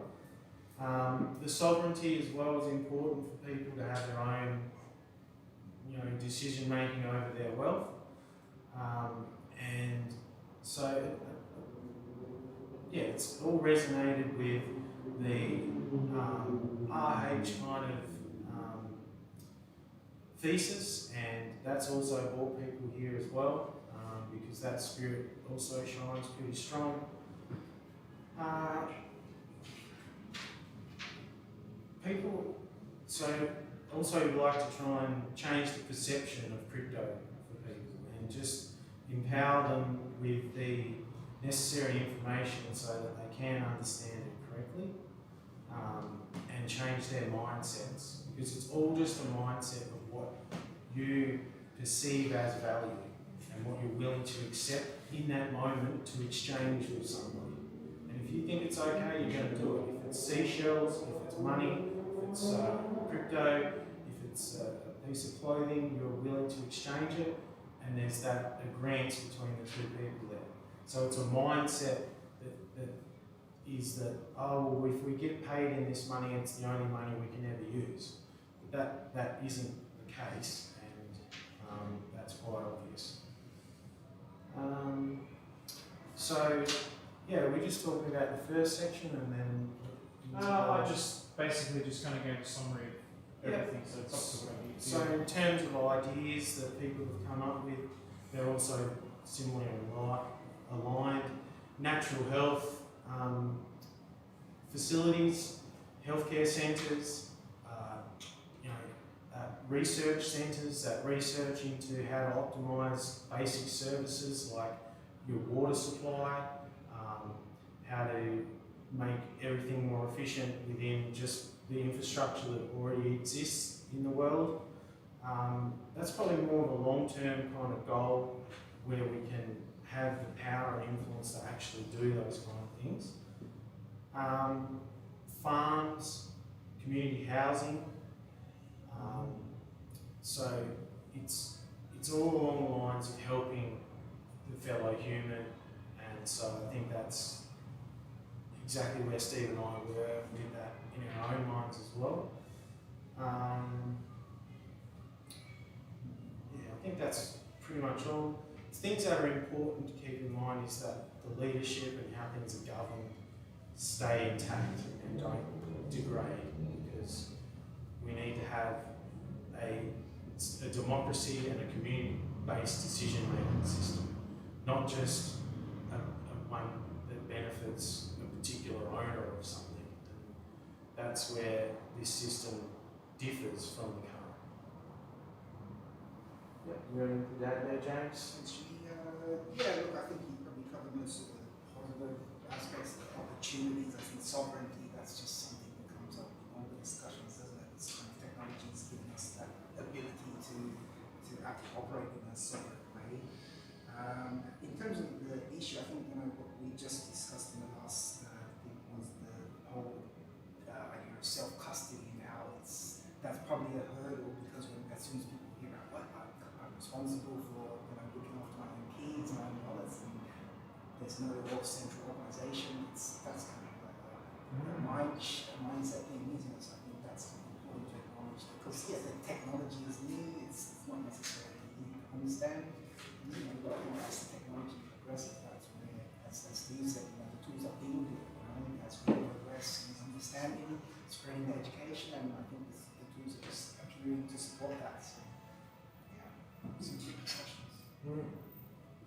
So we'll take all the feedback, the notes, put it all together and optimize it and see what we come up with, and then we'd like any further feedback and opinions wherever possible. This is how you contribute. You're not only contributing by participating yourself within your own DeFi, adventures, but you can also just participate in a new community venture as well, and feel part of it, and feel like you have some equal opportunity as anyone else as well. All right, beauty. So we'll just open up the floor now for anyone who has any questions. Any questions? Anything that you feel like didn't get answered, or something that's burning on your mind, just any kind of a question to generate some kind of a discussion. The whole idea of democracy. Well, okay, so I'm originally from Argentina, and over there we lived under what we thought was democracy, but what we found was that, like Steve mentioned, that people in power have, they're well connected, and they're able to have laws created to benefit them. Ultimately, what ends up happening is that, from my perspective at least, I could be extremely wrong, but I think that if there is a political class that is connected to central banks and they're able to print money and dictate how that money is spent, if there are influences outside, it doesn't matter if the majority votes for the wellness of the country. It is that small pool of people that have control over the military and the police that will dictate where that money is spent. And I think that they often create bubbles to benefit themselves, so they capitalize the profits and they socialize the losses. And ultimately, the people are the ones that end up with pain, and they destroy the purchasing power of the people.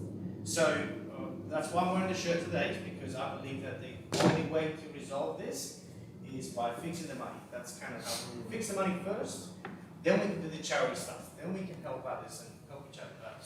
The incentive needs to be grounded in something that nobody can, create out of thin air. Like, you cannot create labor and energy and sacrifice out of thin air. That's my point. Okay. Okay. Awesome. Does anyone have a comment to that? Because I've certainly got some comments to respond. Yeah, it's sorry about that. Bitcoin. No, this is Peter. Yeah, absolutely. I'm sort of putting pieces together wherever I can. Yeah, okay, sure. Bitcoin had to come first. I don't know, Bitcoin, we're all here because we believe in what's on the shirt there. Something like Bitcoin that can't be sort of remade and came from energy and people's input, backing something like this that's a fixed amount and OIP. I can sort of just see those two going together now. So yeah, being a part of this has opened my eyes. Thanks for coming. Appreciate it. All the way from Busso. Yeah, some people travel a long way. Yeah. Well worth it, well worth it. Yeah, I've got a few from WA, so can I just I just want to respond to this for a second. So I think like one of the things that we want to try and emphasize is solution focused. So like even in relation to everything you said, I completely agree.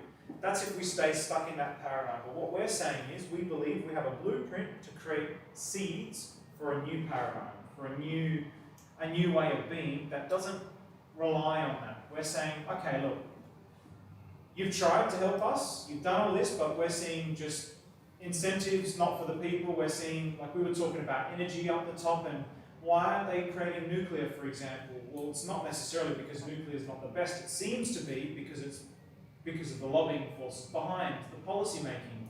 So we're saying, okay, we've had enough of that. We're gonna do our own thing over here. We can start to set up our own things. Like you could start small with a solar farm or whatever, right?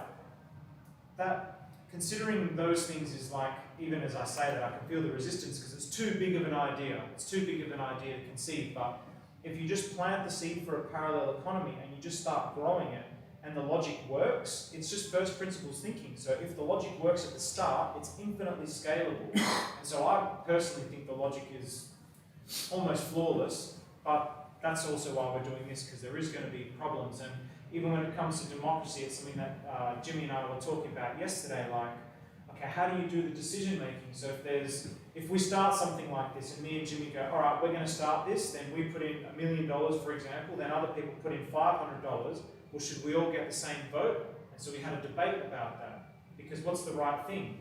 Well, what we ended up coming to, which might not necessarily be the right thing, is that you would have like a voting scale. It's like your baby. We're the ones that have put this much into our baby. We don't want just someone coming along putting in $500 and then they can just like destroy it with a lack of understanding. So then, but the power scale should fade over time as more and more people get into it. For example, whereas now there's no opportunity for that. There's no opportunity for the little man to really, have any kind of a meaningful say. Like whether you vote for this government or that government, it's the same. Who are you voting for, really? It's the powers, the money that's behind them that you're really voting for. And now Australia is really leaning very far right, thinking that, oh, that's the solution. The solution's not in Labor and Liberal, it must be over here. But it's not going to be there either. There's not going to be any solution there. The same problems are going to emerge, and they've already started emerging. Those people that, I don't want to name them on my stream, but now they want to start bringing in, they're very against immigration, but they want to bring in other countries and give them land in North Queensland. It's like the hypocrisy is astounding, and nobody's saying anything about it. I'm like, what the fuck is going on here? Am I living in a dream world? Like, what the fuck? But anyway, obviously I'm quite passionate about these things, so I don't know if that really answered your question at all, but like, these are the kinds of interesting things that will emerge, but at the end, like, the problems are there, we can't fix that. We cannot fix that system. There's no revolution that's ever going to fix it. You get assassinated for it. You get assassinated for it if you speak out against it. That's why I'm very deliberate in my language as well. I have to be very neutral, because like if this ends up working and creating a snowball effect, like it's a destabilization of the system, but actually, if they really understand the logic, it's not a destabilizing thing because it's coexisting. So they can also embed themselves into it and benefit over time. Like that's the logic of it. But they'll never see that at the start. They'll never see that at the start. That's why the results always have to do the talking, but to do the results, you have to start. So I really like what you said about planting a seed right away before it does become so big that things get skewed and it sort of turns into that first slide that you showed where just energy's going all over the place. Where we're creating this right now in a place where there's not a lot at stake, but so much can be thought of and outside the box where it's not within the old system, right? We can think of ways to grow it, and it'll just grow with everything that we are liking. Yeah, I love that. You wanted to add? Oh yeah, it's just like Bitcoin, like at the start, it was just an idea, and then the libertarians joined it, and slowly with time, more and more people and different value systems all saw something in it. And so that's how it grew. So yeah, I agree with you guys. Yeah. I just it's just a starting point. That's where I disagree with, but I do like the message you're trying to give, Steve. I appreciate it, and I think you have the best heart. So yeah, I'm with you. Okay. You said the starting point. In the starting point, I think it's gonna be fixing the money. That's just what I believe in. That's it. So you think we have to fix the current system before we can start something like this? No, I think we can do that in parallel, but I think that will make a huge difference. We can start gradually grabbing adoption, but once we get that fixed money, it's just gonna power up a lot. I think. Yeah, I think that's a good comment, and I feel like this is our version of fixing the money. So we're creating a parallel economy where we can trade amongst ourselves within that, and that's creating a new monetary monetary system, basically, a new economy. So, I'm just really curious, when you say that, like, pool funds to potentially buy assets that serve everyone, does it serve everyone in a way of, like, sending out small bits of money if you were to buy a solar farm that was pumping energy back into the grid, or yeah.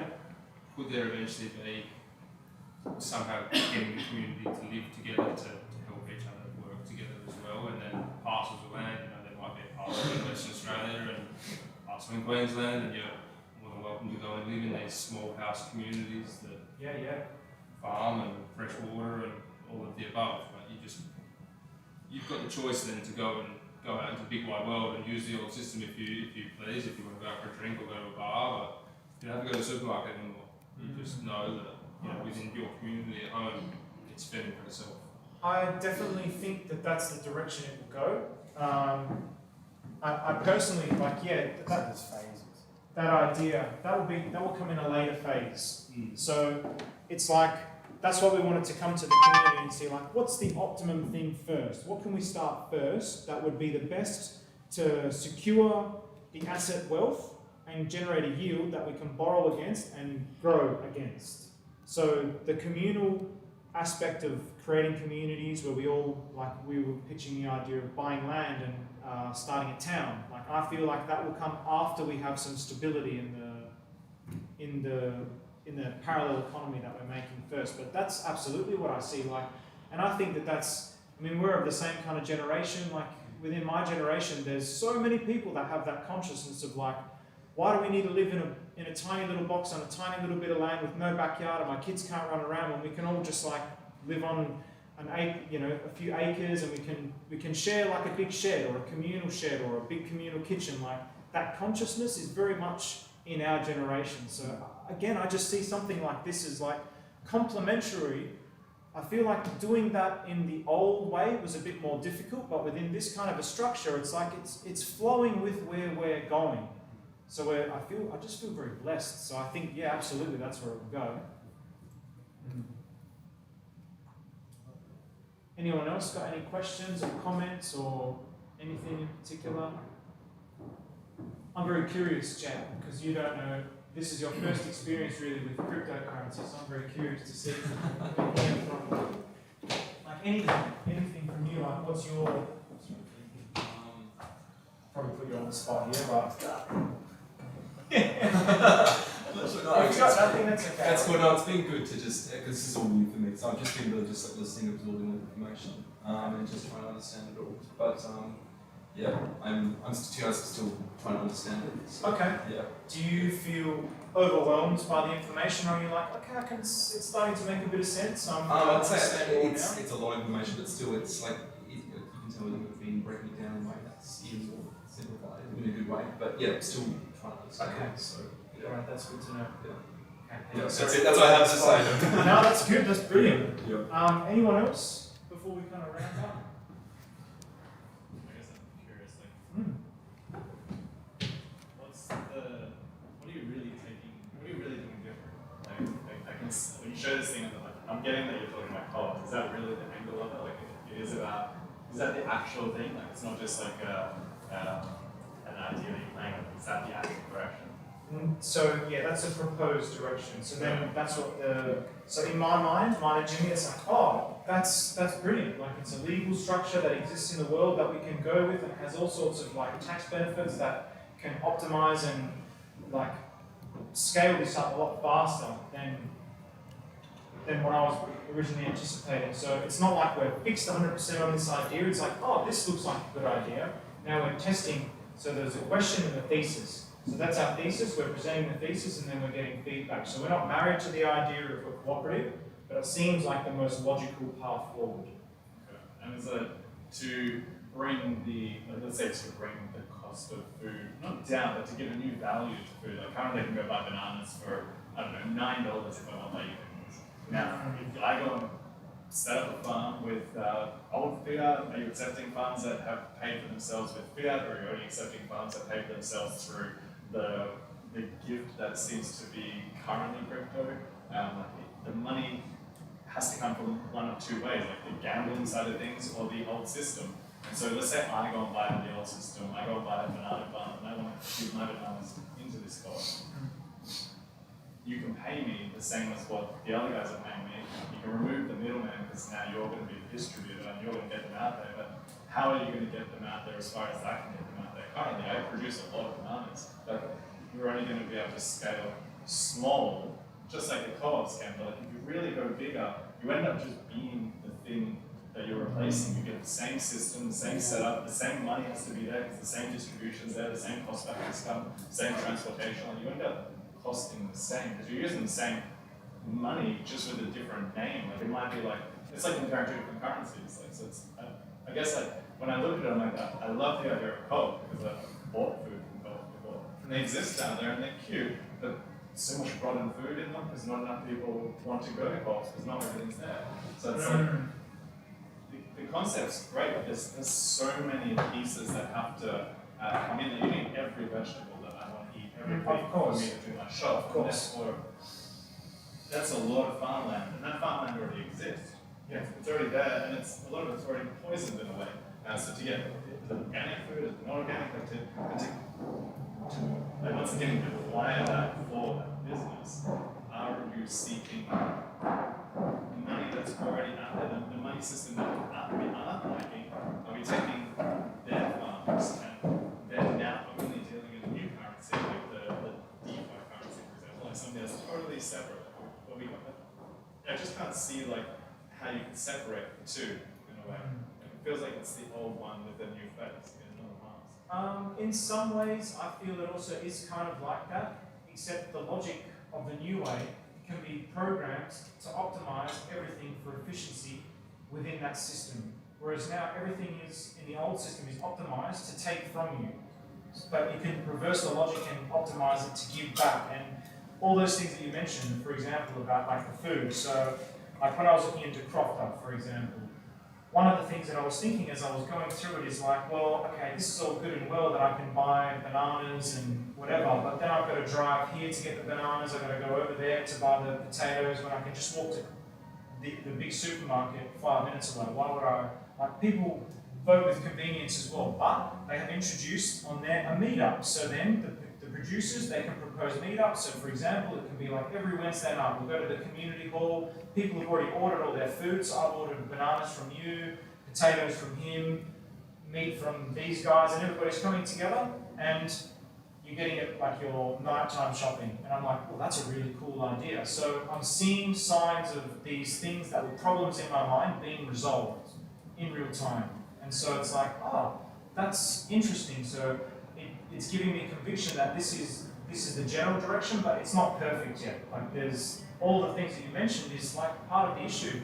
And even like whether you pay with crypto or fiat, I think it should be like, it shouldn't just be, oh, we're just going to pay with crypto and cutting off the rest of the world. I don't think that that's what it would be like. It's like there'd be maybe prices for people outside of it, or maybe we do accept it. And again, that's something that Crofter does really well. It's like if you want to trade with, hey, I'll give you some potatoes for some bananas, and you can do that. They're just providing a platform. If you want to swap with crypto, then you can do that. If you want to swap with fiat, then you can do that. So I think it should be like an all-accepting system, but the logic of the system, the AI optimization, the asset accumulation is always being optimized for the benefit of the people, not for the benefit of the centralized entities. And I think eventually that will snowball into something that will create a positive enough change that has not been possible without artificial intelligence. Artificial intelligence is the key piece. So even though there's been cooperatives, they haven't been incorporating artificial intelligence in this type of manner, to the best of my knowledge. So that's to reach the people, right? Like, I get it, there's a co-op right now, but what are you going to do? Knock on everyone's door if you want to be part of this? Whereas the AI could put it out that you could actually just sign up easier, and it can link you all together easier. It could make things happen quicker and connect it better. It probably would give people a better opportunity to not go to those crappy supermarkets, like where you don't want to go down to the aisles and think, here's the real stuff, like here's the best meat, here's the best milk, here's the just real food. And I can see where you want to go with it. I totally feel like it's the right thing to do. I think the other thing that I was questioning earlier was the voting type of the money. So it's like, let's say you are putting all your money into it. The money's going to the other guy, sure. Now the money profit is only going to the majority holder of like who's got the most money in there is getting the most out of it. So it's always the same system. Like you can never really change that unless you're going to do it for free. And therefore you have to wonder, is a co-op the stage ground for creating a little community that doesn't need to use money for the food? You get enough people into it. Now you've all got enough food to feed 200 people. Build another one now in another place, and another one. Now all of a sudden the supermarkets fall apart. The money stops having a purpose because like you've got what I need, I've got what you need. And I'll bet if there's going to build the structures for us. Like how do we now? For me, it feels like it always comes back to the land. How do you get the land without someone taking it from us? So I think I don't know. I love the idea of getting healthy food into people's hands. It's just like I will go out and buy a farm with my crypto if I get wealthy enough. Like if I got lucky and I can somehow not get ripped off by my country to some crazy extent. I'll go build a farm. And some other things. Like give me $1 trillion and I'll put it all back into the earth. I don't want any of it. Like, free food for you all. Like, is that the intention of all of us? Like, is that what we're even doing here? I don't know. Like, I like it. It's just like Yes, we are. That is what we're doing. And the key is that, yes, the owners benefit for their portion, but that's only going to be a very small portion of it. The main, any profit, let's say, always gets rolled back into the system and just expands. So, and it wouldn't be a good thing to start with buying a farm. That's why we've proposed the question. It needs to be something that can start small and scale from there. So once the flywheels and the gears get turning, they're unstoppable because it's a self-fulfilling and a perpetual system that feeds it and provides for itself. So instead of all the riches that benefit the major corporations currently going into buying super yachts and buying extravagant mansions and cars and all the jewellery, that isn't going to happen. That excess, that fat's going to be cut off and it's going to be put back into the community co-op to purchase the next thing and then the next thing. And then that money that is generated gets reinvested. It'll be a long time before we are in a position to start giving kickbacks, because that's a regulatory nightmare.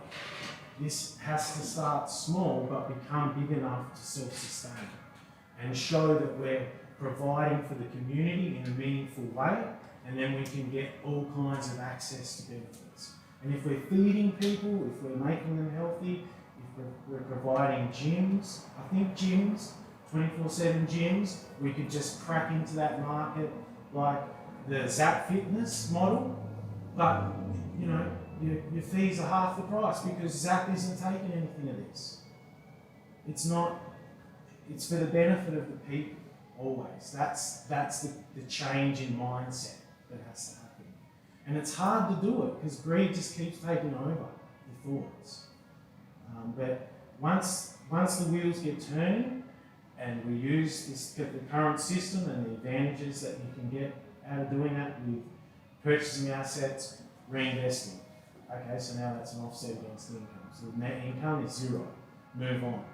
So we're going to be, wherever possible, we're going to be keeping the value within the DeFi space and the blockchain there, and not ever come back out. If we can, ideally, you know, if we want to look at community housing as one of the outlets, someone's going to, you know, who's a member who wants to be paid within that network, so the funds never have to leave the chain. The person says, you know, I'm selling my house, it's suitable for the DeFi community of Australia to have as community housing, we're going to purchase it. So we just moved from there to there. It never had to go to an exchange. It never had to go and get changed into fiat. We don't want that. We need to stay within the pool of DeFi wherever possible. But to start, we need to put our stake in the ground somewhere. and make a start. And we have to work within the bounds of what we have as much as possible without causing that disruption and be seen as a threat wherever possible. But yeah, you can't just buy a farm and make this happen. It has to be something, like I said, a 24/7 gym, a nursing home, something that's contained within itself. And slowly but surely, one employee might want to be paid in blockchain money. Oh, great. Okay, so that doesn't have to leave the payroll into the fiat system. It can stay there. And then that small percentage becomes 10%, 20% of your workforce, 30% of your workforce, because they know that there's also the gym, there's the petrol station, there's all 30% of what they need is within the DeFi community, so they don't have to leave it. Only the small things start to be something you have to leave for, like a specialised GP or something you need to pay who doesn't want.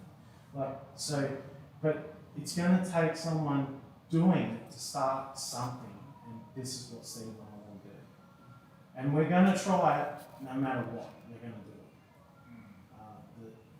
The drive is there to see it blossom.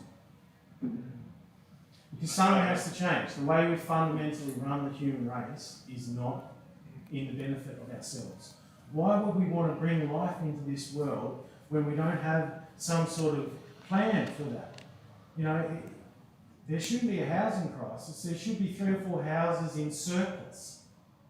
We need to create surplus in housing, not this demand that creates artificial wealth. It's fake. It's all perception. It's just a mindset of what you're willing to accept at the time between the two people. And we want that to be sovereign and peer-to-peer and not being diluted constantly by the printer, the money printer. That's wrecking it. That needs to go. But these are long-term things that take time to get enough footing to allow those changes to happen. Changes happen throughout history all the time on massive scales. Civilizations completely change. You're in the middle of this, I believe. You're at the cutting edge of what's going on with the financial system and artificial intelligence integrated into that. So be proud of that you came tonight and you're here and you're amongst the first people to hear this kind of rhetoric spoken about.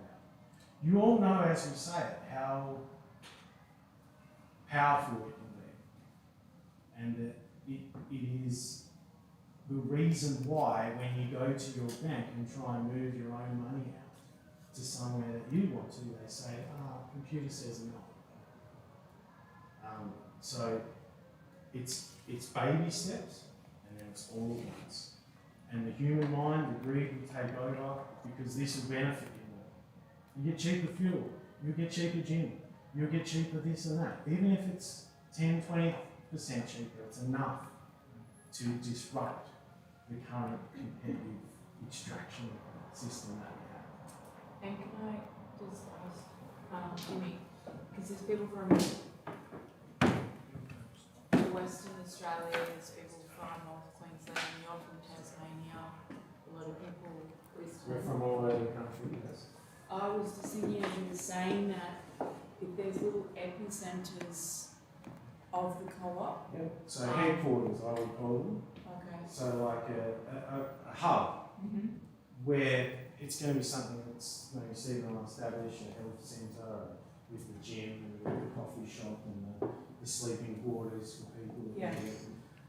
And they'll be out in each city, one at a time. And then interconnected and yeah. So just organically, whoever's here that can help start that in their area. Yeah. That's what we're.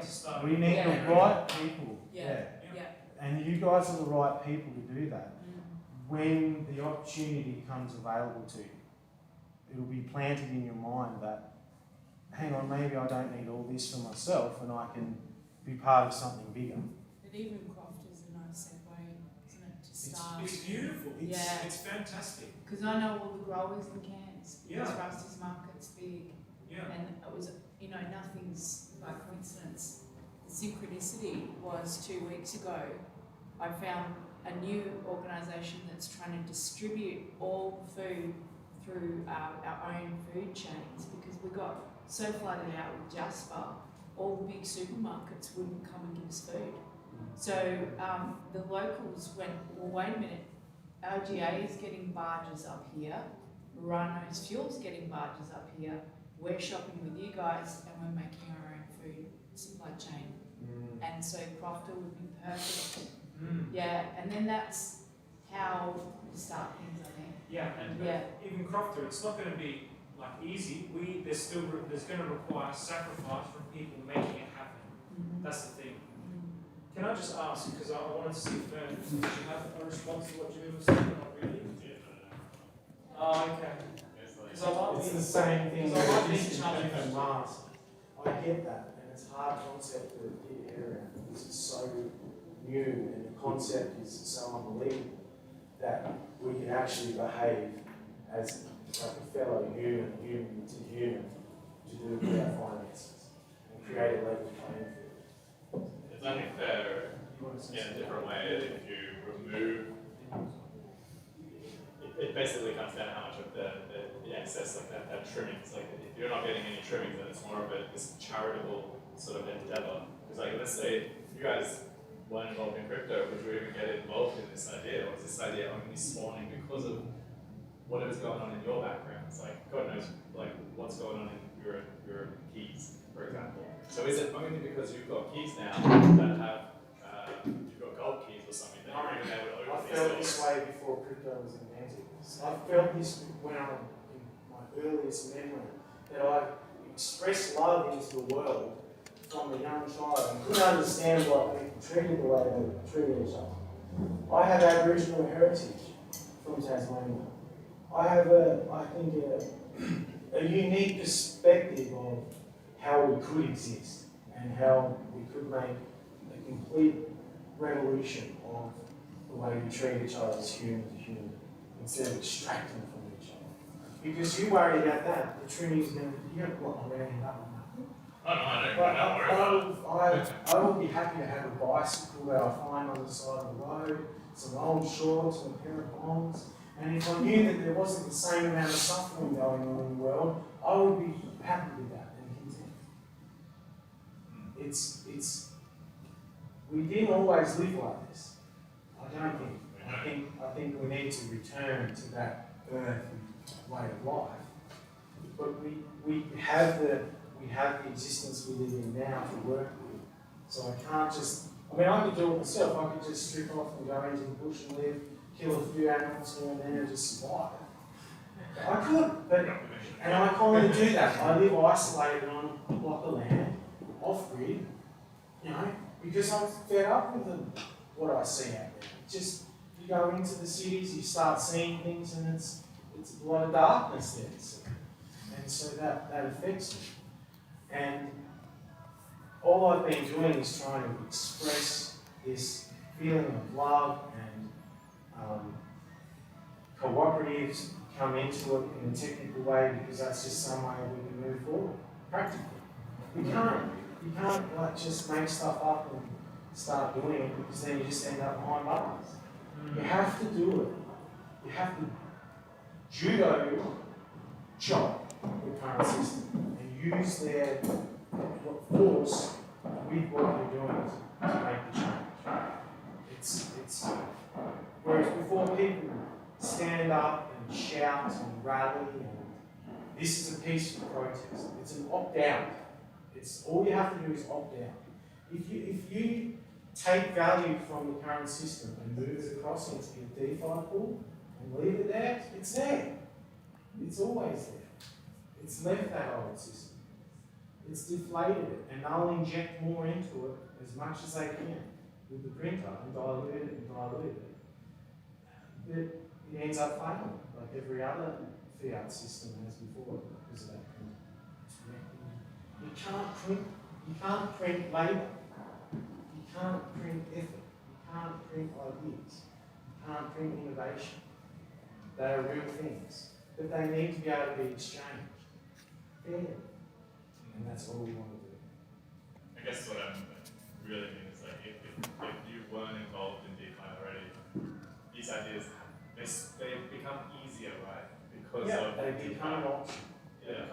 But like let's say I had $1 million in fiat in my bank losing value, and I take that into DeFi.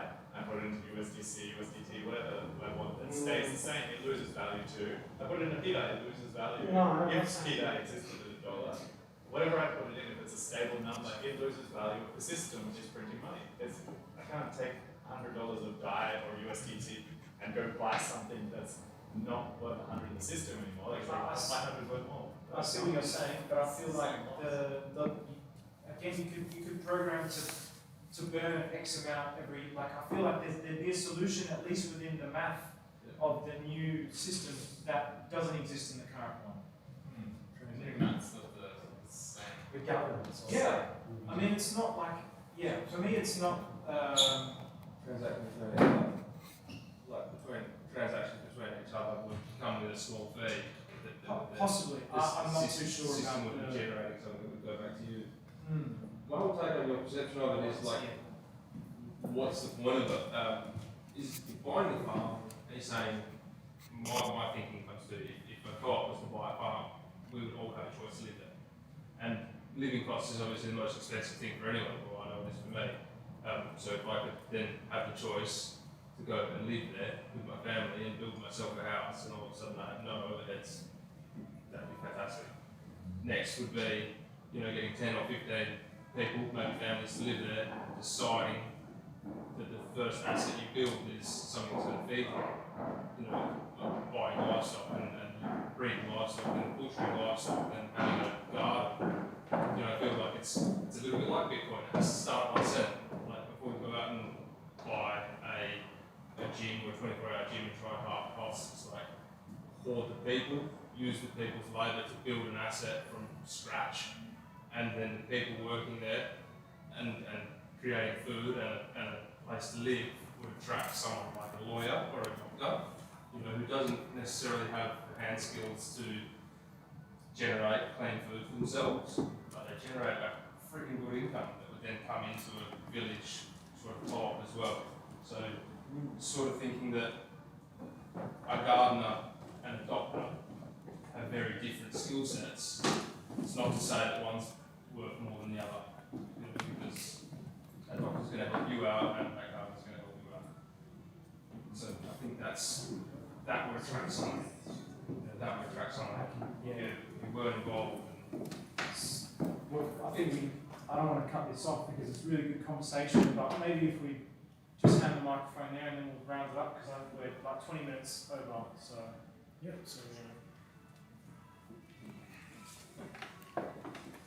just back onto what I had mentioned earlier is that I've seen something like this previously, probably about 5 years ago. There was an organisation called it was Reserve. It's still around, and they were creating something with the same kind of concept where it was based upon exchange of a coin. It was a native coin on their native blockchain, the power exchange of goods and services, so there was a marketplace.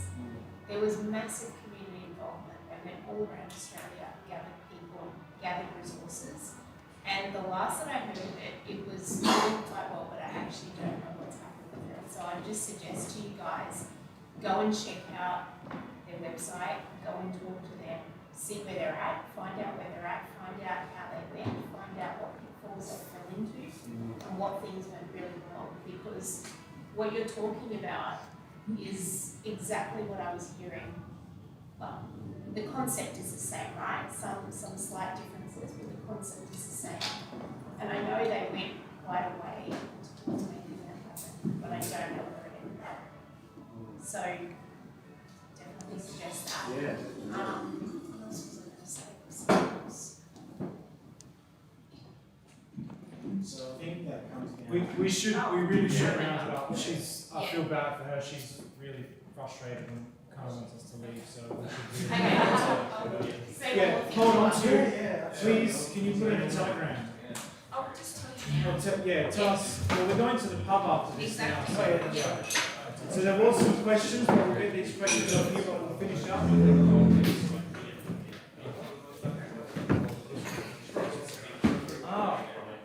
That would be awesome. And everyone, so there's just a little gift here.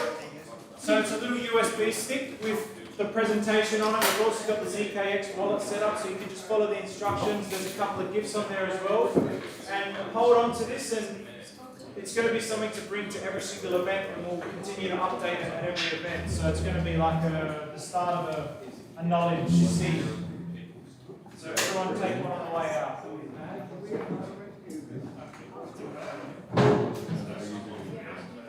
And in case anyone's not coming to Netherworld, can we I think that is flat. Huh? I think it was testing. I reckon it's. No, I've seen it going now. It's still going? Yeah.